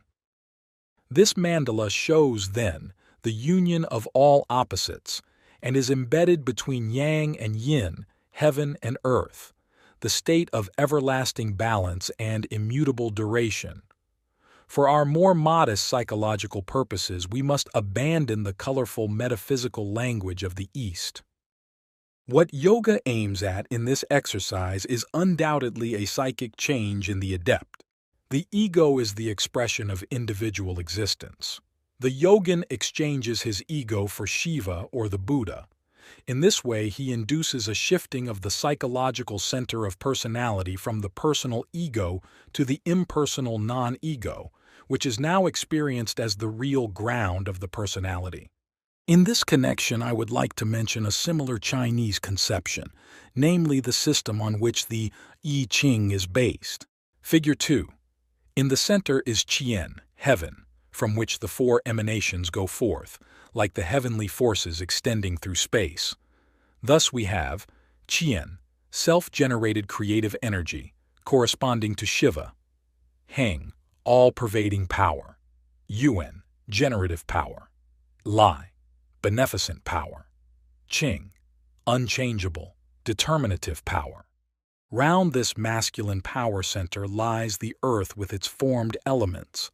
It is the same conception as the Shiva-Shakti union in Kundalini Yoga, but here represented as the earth receiving into itself the creative power of heaven.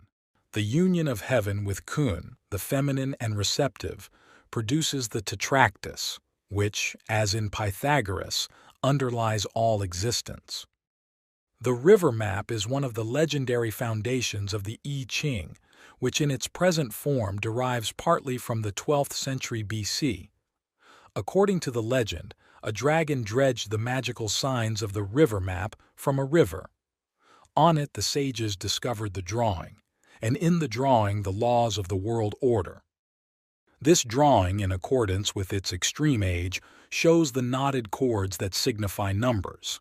These numbers have the usual primitive character of qualities, chiefly masculine and feminine. All uneven numbers are masculine, even numbers feminine. Unfortunately, I do not know whether this primitive conception influenced the formation of the much younger tantric mandala. But the parallels are so striking that the European investigator has to ask himself, which view influenced the other? Did the Chinese develop from the Indian, or the Indian from the Chinese? An Indian whom I asked answered, "Naturally, the Chinese developed from the Indian." But he did not know how old the Chinese conceptions are. The bases of the I Ching go back to the 3rd millennium BC. My late friend Richard Wilhelm, the eminent expert on classical Chinese philosophy, was of the opinion that no direct connections could be assumed. Nor, despite the fundamental similarity of the symbolic ideas, does there need to be any direct influence, since the ideas, as experience shows and as I think I have demonstrated, arise autochthonously again and again, independently of one another, out of a psychic matrix that seems to be ubiquitous. Figure 3. As a counterpart to the Lamaic mandala, I now reproduce the Tibetan world wheel, which should be sharply distinguished from the former, since it represents the world. In the center are the 3 principles: cock, snake, and pig, symbolizing lust, envy, and unconsciousness. The wheel has near the center 6 spokes and 12 spokes round the edge. It is based on a triadic system. The wheel is held by the god of death, Yama. Later we shall meet other shield holders. It is understandable that the sorrowful world of old age, sickness, and death should be held in the claws of the death demon. The incomplete state of existence is, remarkably enough, expressed by a triadic system, and the complete, spiritual state by a tetradic system. The relation between the incomplete and the complete state therefore corresponds to the sesquitertian proportion of 3:4. This relation is known in Western alchemical tradition as the axiom of Maria. It also plays a not inconsiderable role in dream symbolism. We shall now pass on to individual mandalas spontaneously produced by patients in the course of an analysis of the unconscious. Unlike the mandalas so far discussed, these are not based on any tradition or model, seeming to be free creations of fantasy, but determined by certain archetypal ideas unknown to their creators. For this reason, the fundamental motifs are repeated so often that marked similarities occur in drawings done by the most diverse patients. The pictures come as a rule from educated persons who were unacquainted with the ethnic parallels. The pictures differ widely according to the stage of the therapeutic process, but certain important stages correspond to definite motifs. Without going into therapeutic details, I would only like to say that a rearranging of the personality is involved, a kind of new centering. That is why mandalas mostly appear in connection with chaotic psychic states of disorientation or panic. They then have the purpose of reducing the confusion to order, though this is never the conscious intention of the patient. At all events, they express order, balance, and wholeness. Patients themselves often emphasize the beneficial or soothing effect of such pictures. Usually the mandalas express religious, i.e., numinous, thoughts and ideas, or, in their stead, philosophical ones. Most mandalas have an intuitive, irrational character and, through their symbolical content, exert a retroactive influence on the unconscious. They therefore possess a magical significance, like icons, whose possible efficacy was never consciously felt by the patient. In fact, it is from the effect of their own pictures that patients discover what icons can mean. Their pictures work not because they spring from the patient's own fantasy, but because they are impressed by the fact that their subjective imagination produces motifs and symbols of the most unexpected kind that conform to law and express an idea or situation which their conscious mind can grasp only with difficulty. Confronted with these pictures, many patients suddenly realize for the first time the reality of the collective unconscious as an autonomous entity. I will not labor the point here. The strength of the impression and its effect on the patient are obvious enough from some of the pictures. I must preface the pictures that now follow with a few remarks on the formal elements of mandala symbolism. These are primarily 1. Circular, spherical, or egg-shaped formation. 2. The circle is elaborated into a flower, rose, lotus, or a wheel. 3. A center expressed by a sun, star, or cross, usually with 4, 8, or 12 rays. 4. The circles, spheres, and cruciform figures are often represented in rotation, swastika. 5. The circle is represented by a snake coiled about a center, either ring-shaped, Ouroboros, or spiral, Orphic egg. 6. Squaring of the circle, taking the form of a circle in a square, or vice versa. 7. Castle, city, and courtyard, temenos, motifs, quadratic or circular. 8. Eye, pupil, and iris. 9. Besides the tetratic figures, and multiples of 4, there are also triadic and pentatic ones, though these are much rarer. They should be regarded as disturbed totality pictures, as we shall see below. Figure 4. This mandala was done by a woman patient in her middle years, who first saw it in a dream. Here we see at once the difference from the Eastern mandala. It is poor in form, poor in ideas, but nevertheless expresses the individual attitude of the patient far more clearly than the Eastern pictures, which have been subjected to a collective and traditional configuration. Her dream ran: I was trying to decipher an embroidery pattern. My sister knew how. I asked her if she had made an elaborate hem-stitched handkerchief. She said, "No, but I know how it was done." Then I saw it with the threads drawn but the work not yet done. One must go around and around the square until near the center, then go in circles. The spiral is painted in the typical colors red, green, yellow, and blue. According to the patient, the square in the center represents a stone, its 4 facets showing the 4 basic colors. The inner spiral represents the snake that, like Kundalini, winds 3.5 times round the center. The dreamer herself had no notion of what was going on in her, namely the beginning of a new orientation, nor would she have understood it consciously. Also, the parallels from Eastern symbolism were completely unknown to her, so that any influence is out of the question. The symbolic picture came to her spontaneously when she had reached a certain point in her development. It is, unfortunately, not possible for me to say exactly under what circumstances each of these pictures arose. That would lead us too far. The sole aim of this paper is to give a survey of the formal parallels to the individual and collective mandala. I regret also that for the same reason no single picture can be interpreted circumstantially and in detail, as that would inevitably require a comprehensive account of the analytical situation of the patient.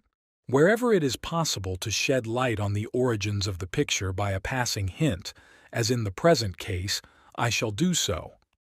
As to the interpretation of the picture, it must be emphasized that the snake, arranged in angles and then in circles round the square, signifies the circumambulation of, and way to, the center. The snake, as a chthonic and at the same time spiritual being, symbolizes the unconscious. The stone in the center, presumably a cube, is the quaternary form of the lapis philosophorum. The four colors also point in this direction. It is evident that the stone in this case signifies the new center of personality, the self, which is also symbolized by a vessel. Figure 5. The painter was a middle-aged woman of schizoid disposition. She had several times drawn mandalas spontaneously, because they always had an ordering effect on her chaotic psychic states. The picture shows a rose, the Western equivalent of the lotus. In India, the lotus flower, Padma, is interpreted by the Tantrists as the womb. We know this symbol from the numerous pictures of the Buddha and other Indian deities in the lotus flower. It corresponds to the golden flower of Chinese alchemy, the rose of the Rosicrucians, and the mystic rose in Dante's Paradiso. Rose and lotus are usually arranged in groups of 4 petals, indicating the squaring of the circle or the united opposites. The significance of the rose as the maternal womb was nothing strange to our Western mystics, for we read in a prayer inspired by the Litany of Loreto, "O rose wreath, thy blossoming makes men weep for joy. O rosy sun, thy burning makes men to love. O son of the sun, rose child, sunbeam, flower of the cross, pure womb that blossoms over all blooming and burning, sacred rose, Mary." At the same time, the vessel motif is an expression of the content, just as Shakti represents the actualization of Shiva. As alchemy shows, the self is androgynous and consists of a masculine and a feminine principle. Conrad of Würzburg speaks of Mary, the flower of the sea in which Christ lies hidden, and in an old hymn we read, "O'er all the heavens a rose appears, and a bright dress of blossom wears. Its light glows in the 3-in-1, for God himself has put it on." Figure 6. The rose in the center is depicted as a ruby, its outer ring being conceived as a wheel or a wall with gates, so that nothing can come out from inside or go in from outside. The mandala was a spontaneous product from the analysis of a male patient. It was based on a dream. The dreamer found himself with 3 younger traveling companions in Liverpool. It was night and raining. The air was full of smoke and soot. They climbed up from the harbor to the upper city. The dreamer said, "It was terribly dark and disagreeable, and we could not understand how anyone could stick it here. We talked about this, and one of my companions said that, remarkably enough, a friend of his had settled here, which astonished everybody." During this conversation, we reached a sort of public garden in the middle of the city. The park was square, and in the center was a lake or large pool. A few street lamps just lit up the pitch darkness, and I could see a little island in the pool. On it there was a single tree, a red flowering magnolia, which miraculously stood in everlasting sunshine. I noticed that my companions had not seen this miracle, whereas I was beginning to understand why the man had settled here. The dreamer went on, "I tried to paint this dream, but as so often happens, it came out rather different. The magnolia turned into a sort of rose made of ruby-colored glass. It shone like a 4-rayed star. The square represents the wall of the park, and at the same time a street leading round the park in a square. From it there radiate 8 main streets, and from each of these 8 side streets, which meet in a shining red central point, rather like the étoile in Paris. The acquaintance mentioned in the dream lived in a house at the corner of one of these stars. The mandala thus combines the classic motifs of flower, star, circle, precinct, temenos, and plan of city divided into quarters with citadel. The whole thing seemed like a window opening onto eternity, wrote the dreamer. Figure 7. Flower motif with cross in the center. The square, too, is arranged like a flower. The 4 faces at the corners correspond to the 4 cardinal points, which are often depicted as 4 deities. Here they have a demonic character.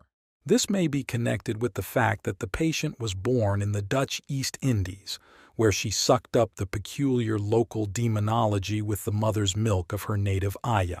Her numerous drawings all had a distinctly Eastern character, and thereby helped her to assimilate influences that, at first, could not be reconciled with her Western mentality. In the picture that followed, the demon faces were ornamentally elaborated in 8 directions. For the superficial observer, the flower-like character of the whole may disguise the demonic element the mandala is meant to ward off. The patient felt that the demonic effect came from the European influence with its moralism and rationalism. Brought up in the East Indies until her 6th year, she came later into a conventional European milieu, and this had a devastating effect on the flower-like quality of her Eastern spirit and caused a prolonged psychic trauma. Under treatment, her native world, long submerged, came up again in these drawings, bringing with it psychic recovery. Figure 8. The flower-like development has got stronger and is beginning to overgrow the demonishness of the faces. Figure 9, a later stage, is shown here. Minute care in the draftsmanship vies with richness of color and form. From this we can discern not only the extraordinary concentration of the patient, but the triumph of Eastern flower-likeness over the demon of Western intellectualism, rationalism, and moralism. At the same time, the new centering of the personality becomes visible. Figure 10. In this painting, done by another young woman patient, we see at the cardinal points 4 creatures: a bird, a sheep, a snake, and a lion with a human face. Together with the 4 colors in which the 4 regions are painted, they embody 4 principles. The interior of the mandala is empty, or rather, it contains a nothing that is expressed by a quaternity. This is in accord with the overwhelming majority of individual mandalas. As a rule, the center contains the motif of the rotundum, known to us from alchemy, or the fourfold emanation or the squaring of the circle, or, more rarely, the figure of the patient in a universal human sense, representing the anthropos. We find this motif, too, in alchemy. The 4 animals remind us of the cherubim in Ezekiel's vision, and also of the 4 symbols of the evangelists and the 4 sons of Horus, which are sometimes depicted in the same way, 3 with animal heads and 1 with a human head. Animals generally signify the instinctive forces of the unconscious, which are brought into unity within the mandala. This integration of the instincts is a prerequisite for individuation. Figure 11. Painting by an older patient. Here the flower is seen not in the basic pattern of the mandala, but in elevation. The circular form has been preserved inside the square, so that despite its different execution, this picture can still be regarded as a mandala. The plant stands for growth and development, like the green shoot in the diaphragm chakra of the Kundalini yoga system. The shoot symbolizes Shiva and represents the center and the male, whereas the calyx represents the female, the place of germination and birth. Thus, the Buddha sitting in the lotus is shown as the germinating god. It is the god in his rising, the same symbol as Ra the falcon, or the phoenix rising from the nest, or Mithras in the treetop, or the Horus child in the lotus. They are all symbolizations of the status nascendi in the seeding place of the matrix. In medieval hymns, Mary too is praised as the cup of the flower in which Christ, coming down as a bird, makes his nest.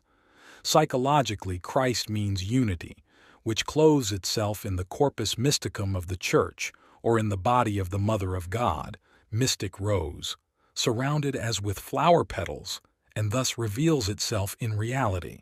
Christ as an image is a symbol of the self. Just as the plant stands for growth, so the flower depicts the unfolding from a center. Figure 12. Here, the four rays emanating from the center spread across the whole picture. This gives the center a dynamic character. The structure of the flower is a multiple of 4. The picture is typical of the marked personality of the patient, who had some artistic talent. She also painted. Besides that, she had a strong feeling for Christian mysticism, which played a great role in her life. It was important for her to experience the archetypal background of Christian symbolism. Figure 13.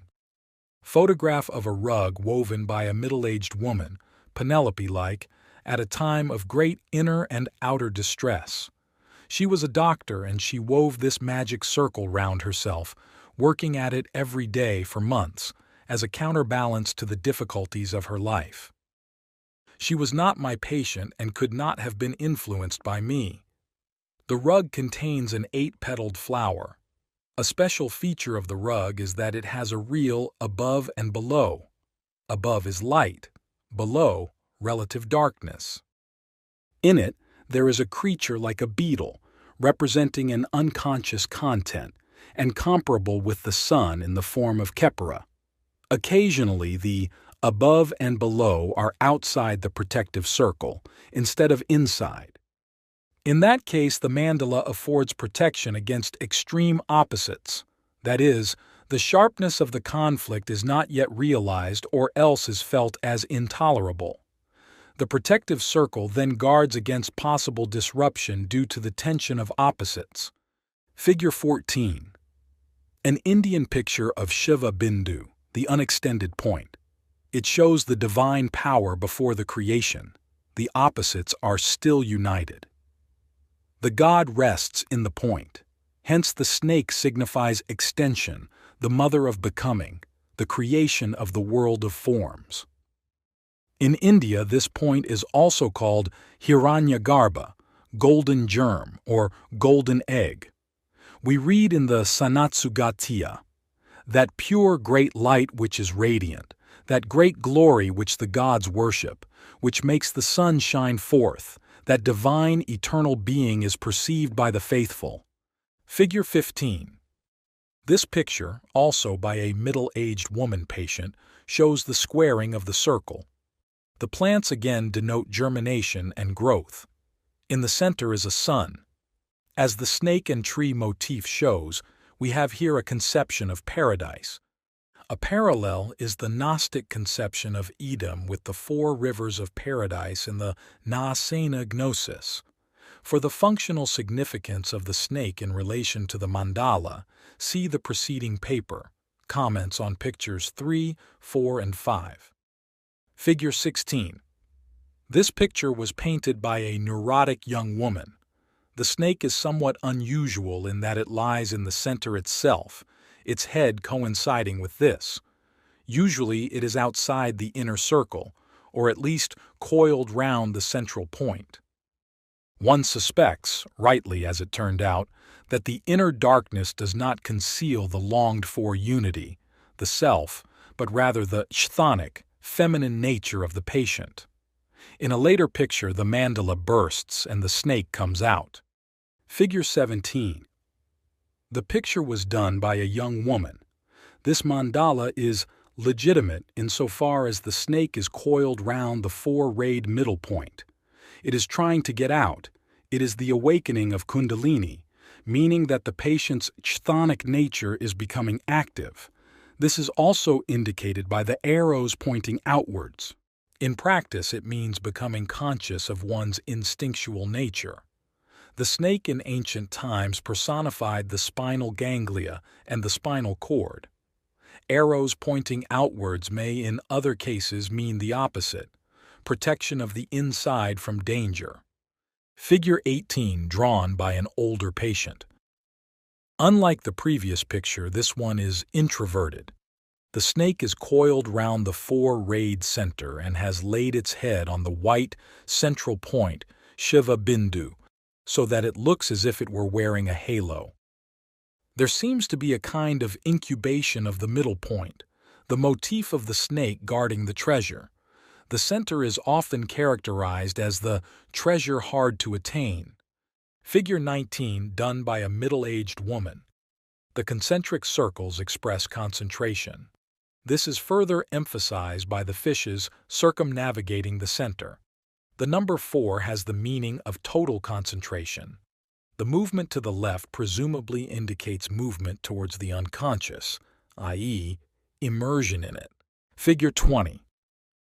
This is a parallel to Figure 19, sketch of a fish motif which I saw on the ceiling of the Maharaja's pavilion in Benares. Figure 21, a fish instead of a snake. Fish and snake are simultaneously attributes of both Christ and the devil. The fish is making a whirlpool in the sea of the unconscious, and in its midst the precious pearl is being formed.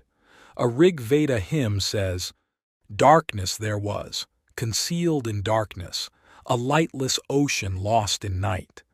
Then the one that was hidden in the shell was born through the power of fiery torment. From it arose in the beginning love, which is the germ and the seed of knowledge." As a rule, the snake personifies the unconscious, whereas the fish usually represents one of its contents. These subtle distinctions must be borne in mind when interpreting a mandala, because the two symbols very probably correspond to two different stages of development, the snake representing a more primitive and more instinctual state than the fish, which in history as well was endowed with higher authority than the snake. Figure 22. In this picture by a young woman, the fish has produced a differentiated center by circumnavigation, and in it a mother and child stand before a stylized tree of life or of knowledge. Here the fish has a dragon-like nature. It is a monster, a sort of leviathan, which, as the texts from Ras Shamra show, was originally a snake. Once more the movement is to the left. Figure 23. The golden ball corresponds to the golden germ, Hiranyagarbha. It is rotating, and the kundalini winding round it has doubled. This indicates conscious realization, since a content rising out of the unconscious splits at a certain moment into two halves, a conscious and an unconscious one. The doubling is not made by the conscious mind, but appears spontaneously in the products of the unconscious. The rightward's rotation expressed by the wings, swastika motif, likewise indicates conscious realization. The stars show that the center has a cosmic structure. It has 4 rays and thus behaves like a heavenly body. The Shatapatha Brahmana says, "Then he looks up to the sun, for that is the final goal, that the safe resort. To that final goal, to that resort he goes. For this reason he looks up to the sun. He looks up saying, 'Self-existent art thou, the best ray of light.' The sun is indeed the best ray of light, and therefore he says, 'Self-existent art thou, the best ray of light.' Light-bestowing art thou, give me light, Varkas." "So say I," said Yajnavalkya, "and for this indeed the Brahmin should strive, if he would be Brahmavarkasin, illumined by Brahma." He then turns from left to right, saying, "I move along the course of the sun." Having reached that final goal, that safe resort, he now moves along the course of yonder sun. This sun has 7 rays. A commentator remarks that 4 of them point to the 4 quarters, one points upwards, another downwards, but the 7th and best points inwards. It is at the same time the sun's disk, named Hiranyagarbha. This, according to Ramanuja's commentary on the Vedanta Sutras, is the highest self, the collective aggregate of all individual souls. It is the body of the highest Brahma and represents the collective psyche. For the idea of the self as compounded of many, compare origins each of us is not one but many, and all are righteous but one receiveth the crown. The patient was a woman of 60, artistically gifted. The individuation process, long blocked but released by the treatment, stimulated her creative activity. Figure 21 derives from the same source, and gave rise to a series of happily colored pictures which eloquently express the intensity of her experience. Figure 24 done by the same patient. She herself is shown practicing contemplation or concentration on the center. She has taken the place of the fish and the snakes. An ideal image of herself is laid round the precious egg. The legs are flexible, like a nixie's. The psychology of such a picture reappears in ecclesiastical tradition. The Shiva Shakti of the East is known in the West as the man encompassed by a woman, Christ and his bride, the Church. Compare the Maitrayana Brahmana Upanishad. He, the self, is also he who warms, the sun, hidden by the thousand-eyed golden egg, as one fire by another. He is to be thought after, he is to be sought after. Having said farewell to all living things, having gone to the forest, and having renounced all sensuous objects, let a man perceive the self from his own body. Here, too, the radiation from the center spreads out beyond the protective circle into the distance. This expresses the idea of the far-reaching effect of the introverted state of consciousness. It could also be described as an unconscious connection with the world. Figure 25. This picture was done by another middle-aged patient. It shows various phases of the individuation process. Down below, she is caught in a chthonic tangle of roots, the Muladhara of Kundalini Yoga. In the middle, she studies a book, cultivating her mind and augmenting her knowledge and consciousness. At the top, reborn, she receives illumination in the form of a heavenly sphere that widens and frees the personality, its round shape again representing the mandala in its kingdom of God aspect, whereas the lower, wheel-shaped mandala is chthonic. There is a confrontation of the natural and spiritual totalities. The mandala is unusual on account of its 6 rays, 6 mountain peaks, 6 birds, 3 human figures. In addition, it is located between a distinct above and below, also repeated in the mandala itself. The upper bright sphere is in the act of descending into the hexad or triad and has already passed the rim of the wheel. According to old tradition, the number 6 means creation and evolution, since it is a conjunctio of 2 and 3, even and odd bodyist female and male. Philo-Judaeus therefore calls the scenarius, 6, the number most suited to generation.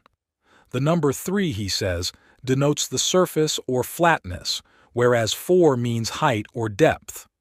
The quaternarius shows the nature of solids, whereas the 3 first numbers characterize or produce incorporeal intelligences. The number 4 appears as a 3-sided pyramid. The hexad shows that the mandala consists of 2 triads, and the upper one is making itself into a quaternity, the state of equability and justice, as Philo says. Down below lurk unintegrated dark clouds. This picture demonstrates the not uncommon fact that the personality needs to be extended both upwards and downwards. Figure 26 and 27. These mandalas are in part atypical. Both were done by the same young woman. In the center, as in the previous mandala, is a female figure, as if enclosed in a glass sphere or transparent bubble. It looks almost as if an homunculus were in the making. In addition to the usual 4 or 8 rays, both mandalas show a pentatic element. There is thus a dilemma between 4 and 5. 5 is the number assigned to the natural man, insofar as he consists of a trunk with 5 appendages. 4, on the other hand, signifies a conscious totality. It describes the ideal spiritual man and formulates him as a totality in contrast to the pentad, which describes the corporeal man. It is significant that the swastika symbolizes the ideal man, whereas the five-pointed star symbolizes the material and bodily man. The dilemma of 4 and 5 corresponds to the conflict between culture and nature.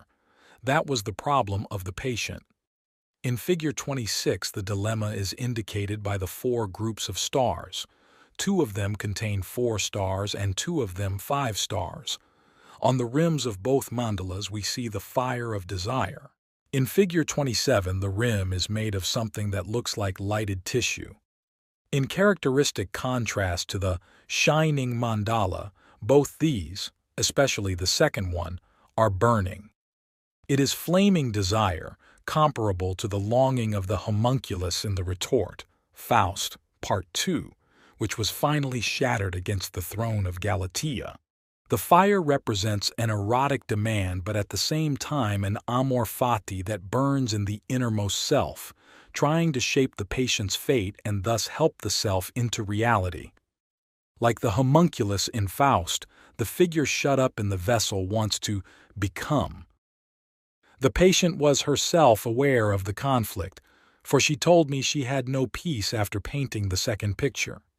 She had reached the afternoon of her life and was in her 35th year. She was in doubt as to whether she ought to have another child. She decided for a child, but fate did not let her, because the development of her personality was evidently pursuing a different goal, not a biological but a cultural one. The conflict was resolved in the interests of the latter. Figure 28. Picture by a middle-aged man. In the center is a star. The blue sky contains golden clouds. At the 4 cardinal points we see human figures. At the top, an old man in the attitude of contemplation. At the bottom, Loki or Hephaestus with red flaming hair holding in his hands a temple. To the right and left are a light and a dark female figure. Together they indicate 4 aspects of the personality, or 4 archetypal figures belonging, as it were, to the periphery of the self. The 2 female figures can be recognized without difficulty as the 2 aspects of the anima. The old man corresponds to the archetype of meaning, or of the spirit, and the dark chthonic figure to the opposite of the wise old man, namely the magical and sometimes destructive Luciferian element. In alchemy, it is Hermes Trismegistus versus Mercurius, the evasive trickster. The circle enclosing the sky contains structures or organisms that look like protozoa. The 16 globes painted in 4 colors just outside this circle derived originally from an eye motif, and therefore stand for the observing and discriminating consciousness. Similarly, the ornaments in the next circle, all opening inwards, are rather like vessels pouring out their content towards the center. On the other hand, the ornaments along the rim open outwards, as if to receive something from outside. That is, in the individuation process, what were originally projections stream back inside and are integrated into the personality again. Here, in contrast to Figure 25, above and below, male and female are integrated, as in the alchemical hermaphrodite. Figure 29. Once again, the center is symbolized by a star. This very common image is consistent with the previous pictures, where the sun represents the center. The sun, too, is a star, a radiant cell in the ocean of the sky. The picture shows the self appearing as a star out of chaos. The 4-rayed structure is emphasized by the use of 4 colors. This picture is significant in that it sets the structure of the self as a principle of order against chaos. It was painted by the same man who did Figure 28. Figure 30. This mandala, by an older woman patient, is again split into above and below, heaven above, the sea below, as indicated by the golden waves on a green ground. 4 wings revolve leftwards about the center, which is marked only by an orange-red spot. Here too the opposites are integrated and are presumably the cause of the center's rotation. Figure 31. An atypical mandala based on a dyad. A golden moon and a silver moon form the upper and lower edges. The inside is blue sky above and something like a black crenellated wall below. On it there sits a peacock, fanning out its tail, and to the left there is an egg, presumably the peacock's. In view of the important role which the peacock and the peacock's egg together play in alchemy and also in Gnosticism, we may expect the miracle of the cauda pavonis, the appearance of all colors, Burma, the unfolding and realization of wholeness once the dark dividing wall has broken down. See Fig. 32. The patient thought the egg might split and produce something new, maybe a snake. In alchemy, the peacock is synonymous with the phoenix. A variant of the phoenix legend relates that the Semenda bird consumes itself. A worm forms from the ashes, and from the worm the bird rises anew. Figure 32. This picture is reproduced from the Codex Alchemicus Renoviensis, Central Library, Zurich. Here the peacock represents the phoenix rising newborn from the fire. There is a similar picture in a manuscript in the British Museum, only there the peacock is enclosed in a flask, the vase hermeticum, like the homunculus. The peacock is an old emblem of rebirth and resurrection, quite frequently found on Christian sarcophagi. In the vessel standing beside the peacock, the colors of the cauda pavonis appear, as a sign that the transformation process is nearing its goal. In the alchemical process, the serpens mercurialis, the dragon, is changed into the eagle, the peacock, the goose of Hermes, or the phoenix. Figure 33. This picture was done by a 7-year-old boy, offspring of a problem marriage. He had done a whole series of these drawings of circles and hung them up round his bed. He called them his loves, and would not go to sleep without them. This shows that the magical pictures still functioned for him in their original sense as a protective magic circle. Figure 34. An 11-year-old girl whose parents were divorced had, at a time of great difficulties and upsets, drawn a number of pictures which clearly reveal a mandala structure. Here, too, they were magic circles intended to stop the difficulties and adversities of the outside world from entering into the inner psychic space. They represent a kind of self-protection. As on the Kilkor, the Tibetan world wheel, Figure 3, you can see at either side of this picture something that looks like horns, which as we know belong to the devil or to one of his theriomorphic symbols.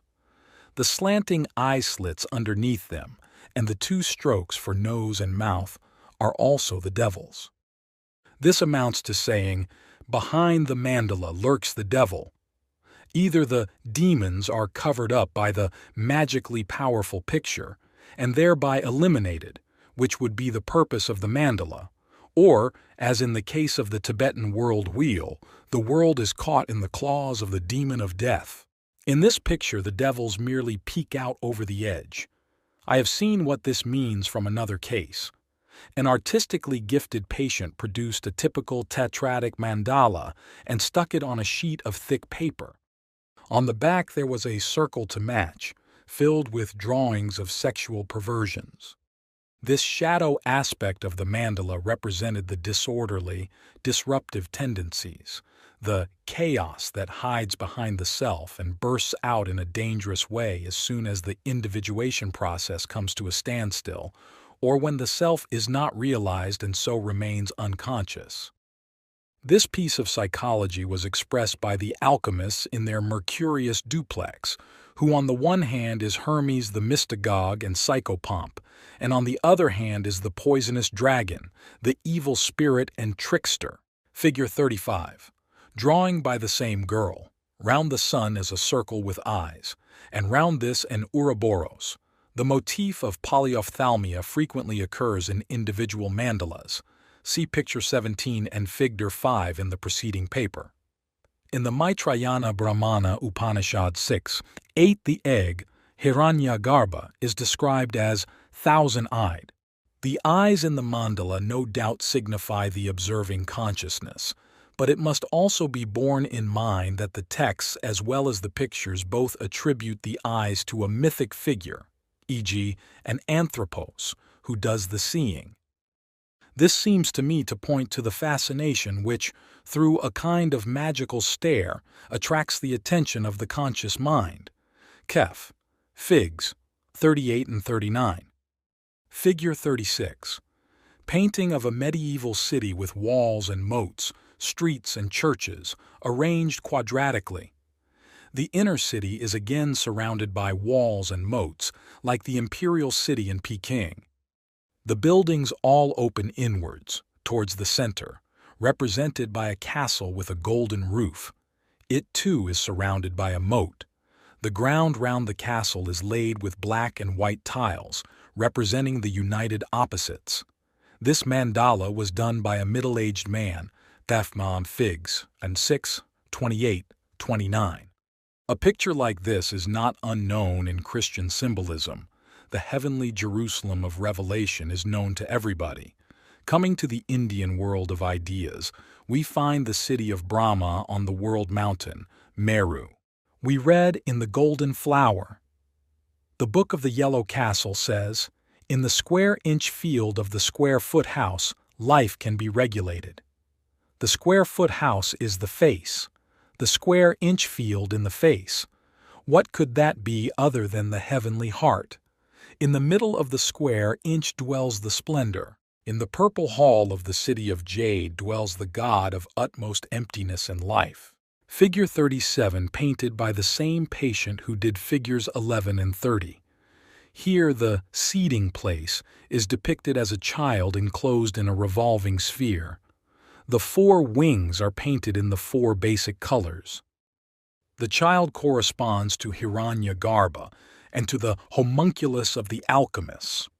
The mythologem of the divine child is based on ideas of this sort. Figure 38, mandala in rotation, by the same patient who did figures 21 and 23.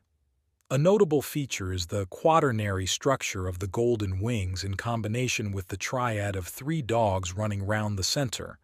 They have their backs to it, indicating that for them the center is in the unconscious. The mandala contains another unusual feature, a triadic motif turning to the left, while the wings turn to the right. This is not accidental. The dogs represent consciousness, scenting, or intuiting the unconscious. The wings show the movement of the unconscious towards consciousness, as corresponded to the patient's situation at the time. It is as if the dogs were fascinated by the center, although they cannot see it. They seem to represent the fascination felt by the conscious mind. The picture embodies the above-mentioned sesquitertian proportion, thrice 3, 4. Figure 39. The same motif as before, but represented by hares. From a Gothic window in the cathedral at Paderborn. There is no recognizable center, though the rotation presupposes one. Figure 40. Picture by a young woman patient. It too exhibits the sesquitertian proportion and hence the dilemma with which Plato's Timaeus begins, and which, as I said, plays a considerable role in alchemy, as the axiom of Maria. Figure 41. This picture was done by a young woman patient with a schizoid disposition. The pathological element is revealed in the breaking lines that split up the center. The sharp, pointed forms of these breaking lines indicate evil, hurtful, and destructive impulses which might hinder the desired synthesis of personality. But it seems as if the regular structure of the surrounding mandala might be able to restrain the dangerous tendencies to dissociation. And this proved to be the case in the further course of the treatment and subsequent development of the patient. Figure 42. A neurotically disturbed mandala. It was drawn by a young, unmarried woman patient at a time that was full of conflict. She was in a dilemma between 2 men. The outer rim shows 4 different colors. The center is doubled in a curious way. Fire breaks out from behind the blue star in the black field, while to the right a sun appears, with blood vessels running through it. The 5-pointed star suggests a pentagram symbolizing man, the arms, legs, and head all having the same value. As I have said, it signifies the purely instinctual, chthonic, unconscious man. The color of the star is blue, of a cool nature therefore. But the nascent sun is yellow and red, a warm color. The sun itself, looking rather like the yolk of an incubated egg, usually denotes consciousness, illumination, understanding. Hence we could say of this mandala, a light is gradually dawning on the patient. She is waking out of her formerly unconscious state, which corresponded to a purely biological and rational existence. Rationalism is no guarantee of higher consciousness, but merely of a one-sided one. The new state is characterized by red, feeling, and yellow or gold, intuition. There is thus a shifting of the center of personality into the warmer region of heart and feeling, while the inclusion of intuition suggests a groping, irrational apprehension of wholeness. Figure 43. This picture was done by a middle-aged woman who, without being neurotic, was struggling for spiritual development and used for this purpose the method of active imagination. These efforts induced her to make a drawing of the birth of a new insight or conscious awareness, I, from the depths of the unconscious, C. Here the I signifies the self. Figure 44, drawing of motif from a Roman mosaic on the floor of a house in Mach 9, Tunis, which I photographed. It represents an apotropism against the evil eye. Figure 45, mandala from the Navajo Indians, who with great toil prepare such mandalas from colored sand for curative purposes. It is part of the mountain chant rite performed for the sick. Around the center there runs, in a wide arc, the body of the rainbow goddess. A square head denotes a female deity, a round one a male deity. The arrangement of the 4 pairs of deities on the arms of the cross suggests a swastika wheeling to the right. The 4 male deities who surround the swastika are making the same movement. Figure 46, another sand painting by the Navajos, from the male shooting chant. The 4 horned heads are painted in the 4 colors that correspond to the 4 directions. Figure 47. Here, for comparison, is a painting of the Egyptian sky mother, bending like the rainbow goddess over the land with its round horizon. Behind the mandala stands, presumably, the air god, like the demon in figures 3 and 34. Underneath the arms of the ka, raised in adoration and decked with the eye motif, hold the mandala, which probably signifies the wholeness of the 2 lands. Figure 48. This picture from a manuscript of Hildegard of Bingen shows the earth surrounded by the ocean, realm of air and starry heaven. The actual globe of the earth in the center is divided into 4. Boehme has a mandala in his book XL Questions Concerning the Soul, see Fig. 1 of preceding paper. The periphery contains a bright and a dark hemisphere turning their backs to one another. They represent ununited opposites, which presumably should be bound together by the heart standing between them. This drawing is most unusual, but aptly expresses the insoluble moral conflict underlying the Christian view of the world. The soul, Boehme says, is an eye in the eternal abyss, a similitude of eternity, a perfect figure and image of the first principle, and resembles God the Father in his person as to the eternal nature. The essence and substance of it, merely as to what it is purely in itself, is first the wheel of nature with the first 4 forms. In the same treatise, Boehme says, the substance and image of the soul may be resembled to the earth, having a fair flower growing out of it. The soul is a fiery eye, from the eternal center of nature, a similitude of the first principle. As an eye, the soul receives the light, as the moon does the glance of the sun, for the life of the soul has its original in the fire. Figure 49 and 50. Figure 49 is especially interesting because it shows us very clearly in what relationship the picture stands to the painter. The patient, the same as did Fig 42, has a shadow problem. The female figure in the picture represents her dark, chthonic side. She is standing in front of a wheel with 4 spokes, the two together forming an 8-rayed mandala. From her head spring 4 snakes, expressing the tetradic nature of consciousness, but, in accordance with the demonic character of the picture, they do this in an evil and nefarious way, since they represent evil and destructive thoughts. The entire figure is wrapped in flames, emitting a dazzling light. She is like a fiery demon, a salamander, the medieval conception of a fire sprite. Fire expresses an intense transformation process. Hence, the prima materia in alchemy was symbolized by the salamander in the fire, as the next picture shows. The spear or arrowhead expresses direction. It is pointing upwards from the middle of the head. Everything that the fire consumes rises up to the seat of the gods. The dragon glowing in the fire becomes volatilized. Illumination comes through the fiery torment. Figure 49 tells us something about the background of the transformation process. It depicts a state of suffering, reminiscent on the one hand of crucifixion and on the other of Ixion bound to the wheel. From this it is evident that individuation, or becoming whole, is neither a summum bonum nor a summum desideratum, but the painful experience of the union of opposites. That is the real meaning of the cross in the circle, and that is why the cross has an apotropaic effect, because, pointed at evil, it shows evil that it is already included and has therefore lost its destructive power. Figure 51.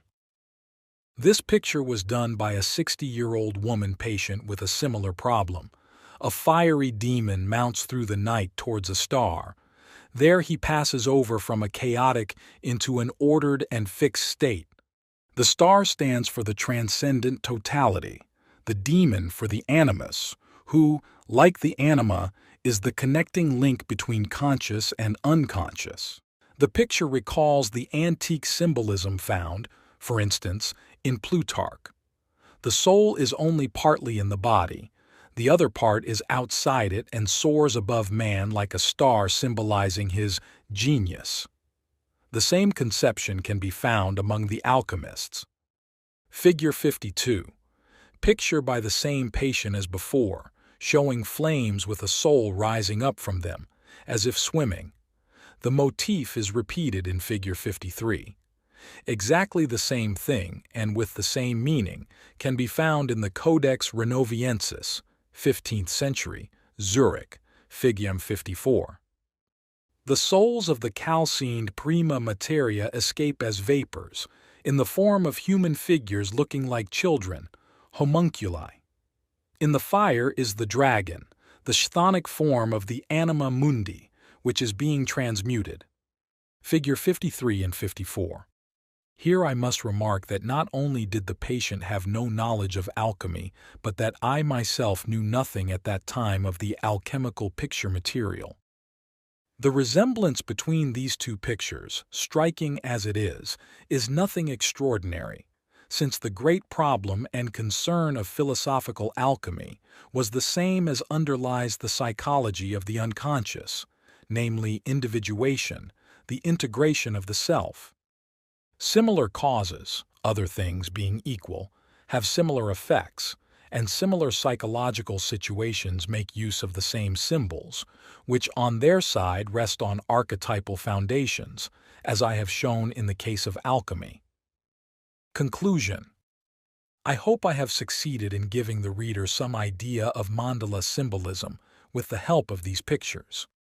Naturally, my exposition aims at nothing more than a superficial survey of the empirical material on which comparative research is based.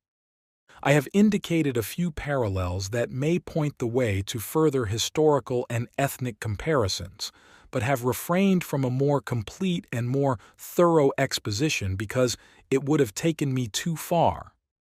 I need say only a few words about the functional significance of the mandala, as I have discussed this theme several times before.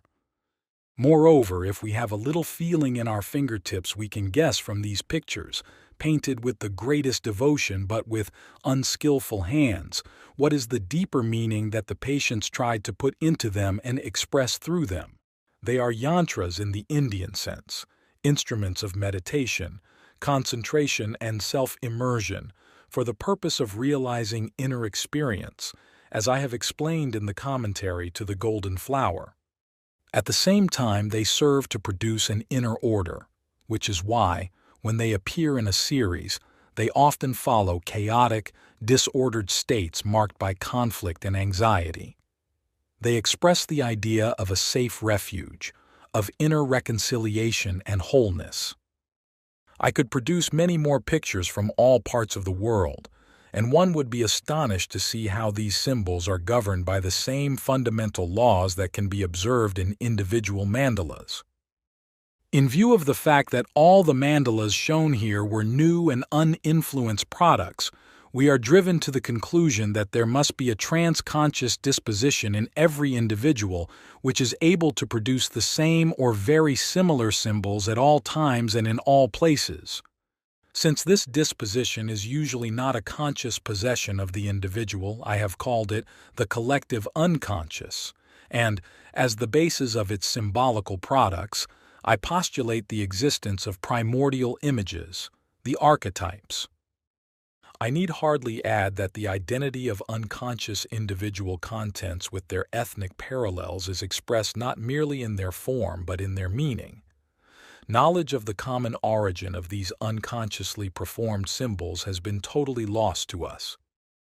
In order to recover it, we have to read old texts and investigate old cultures so as to gain an understanding of the things our patients bring us today in explanation of their psychic development.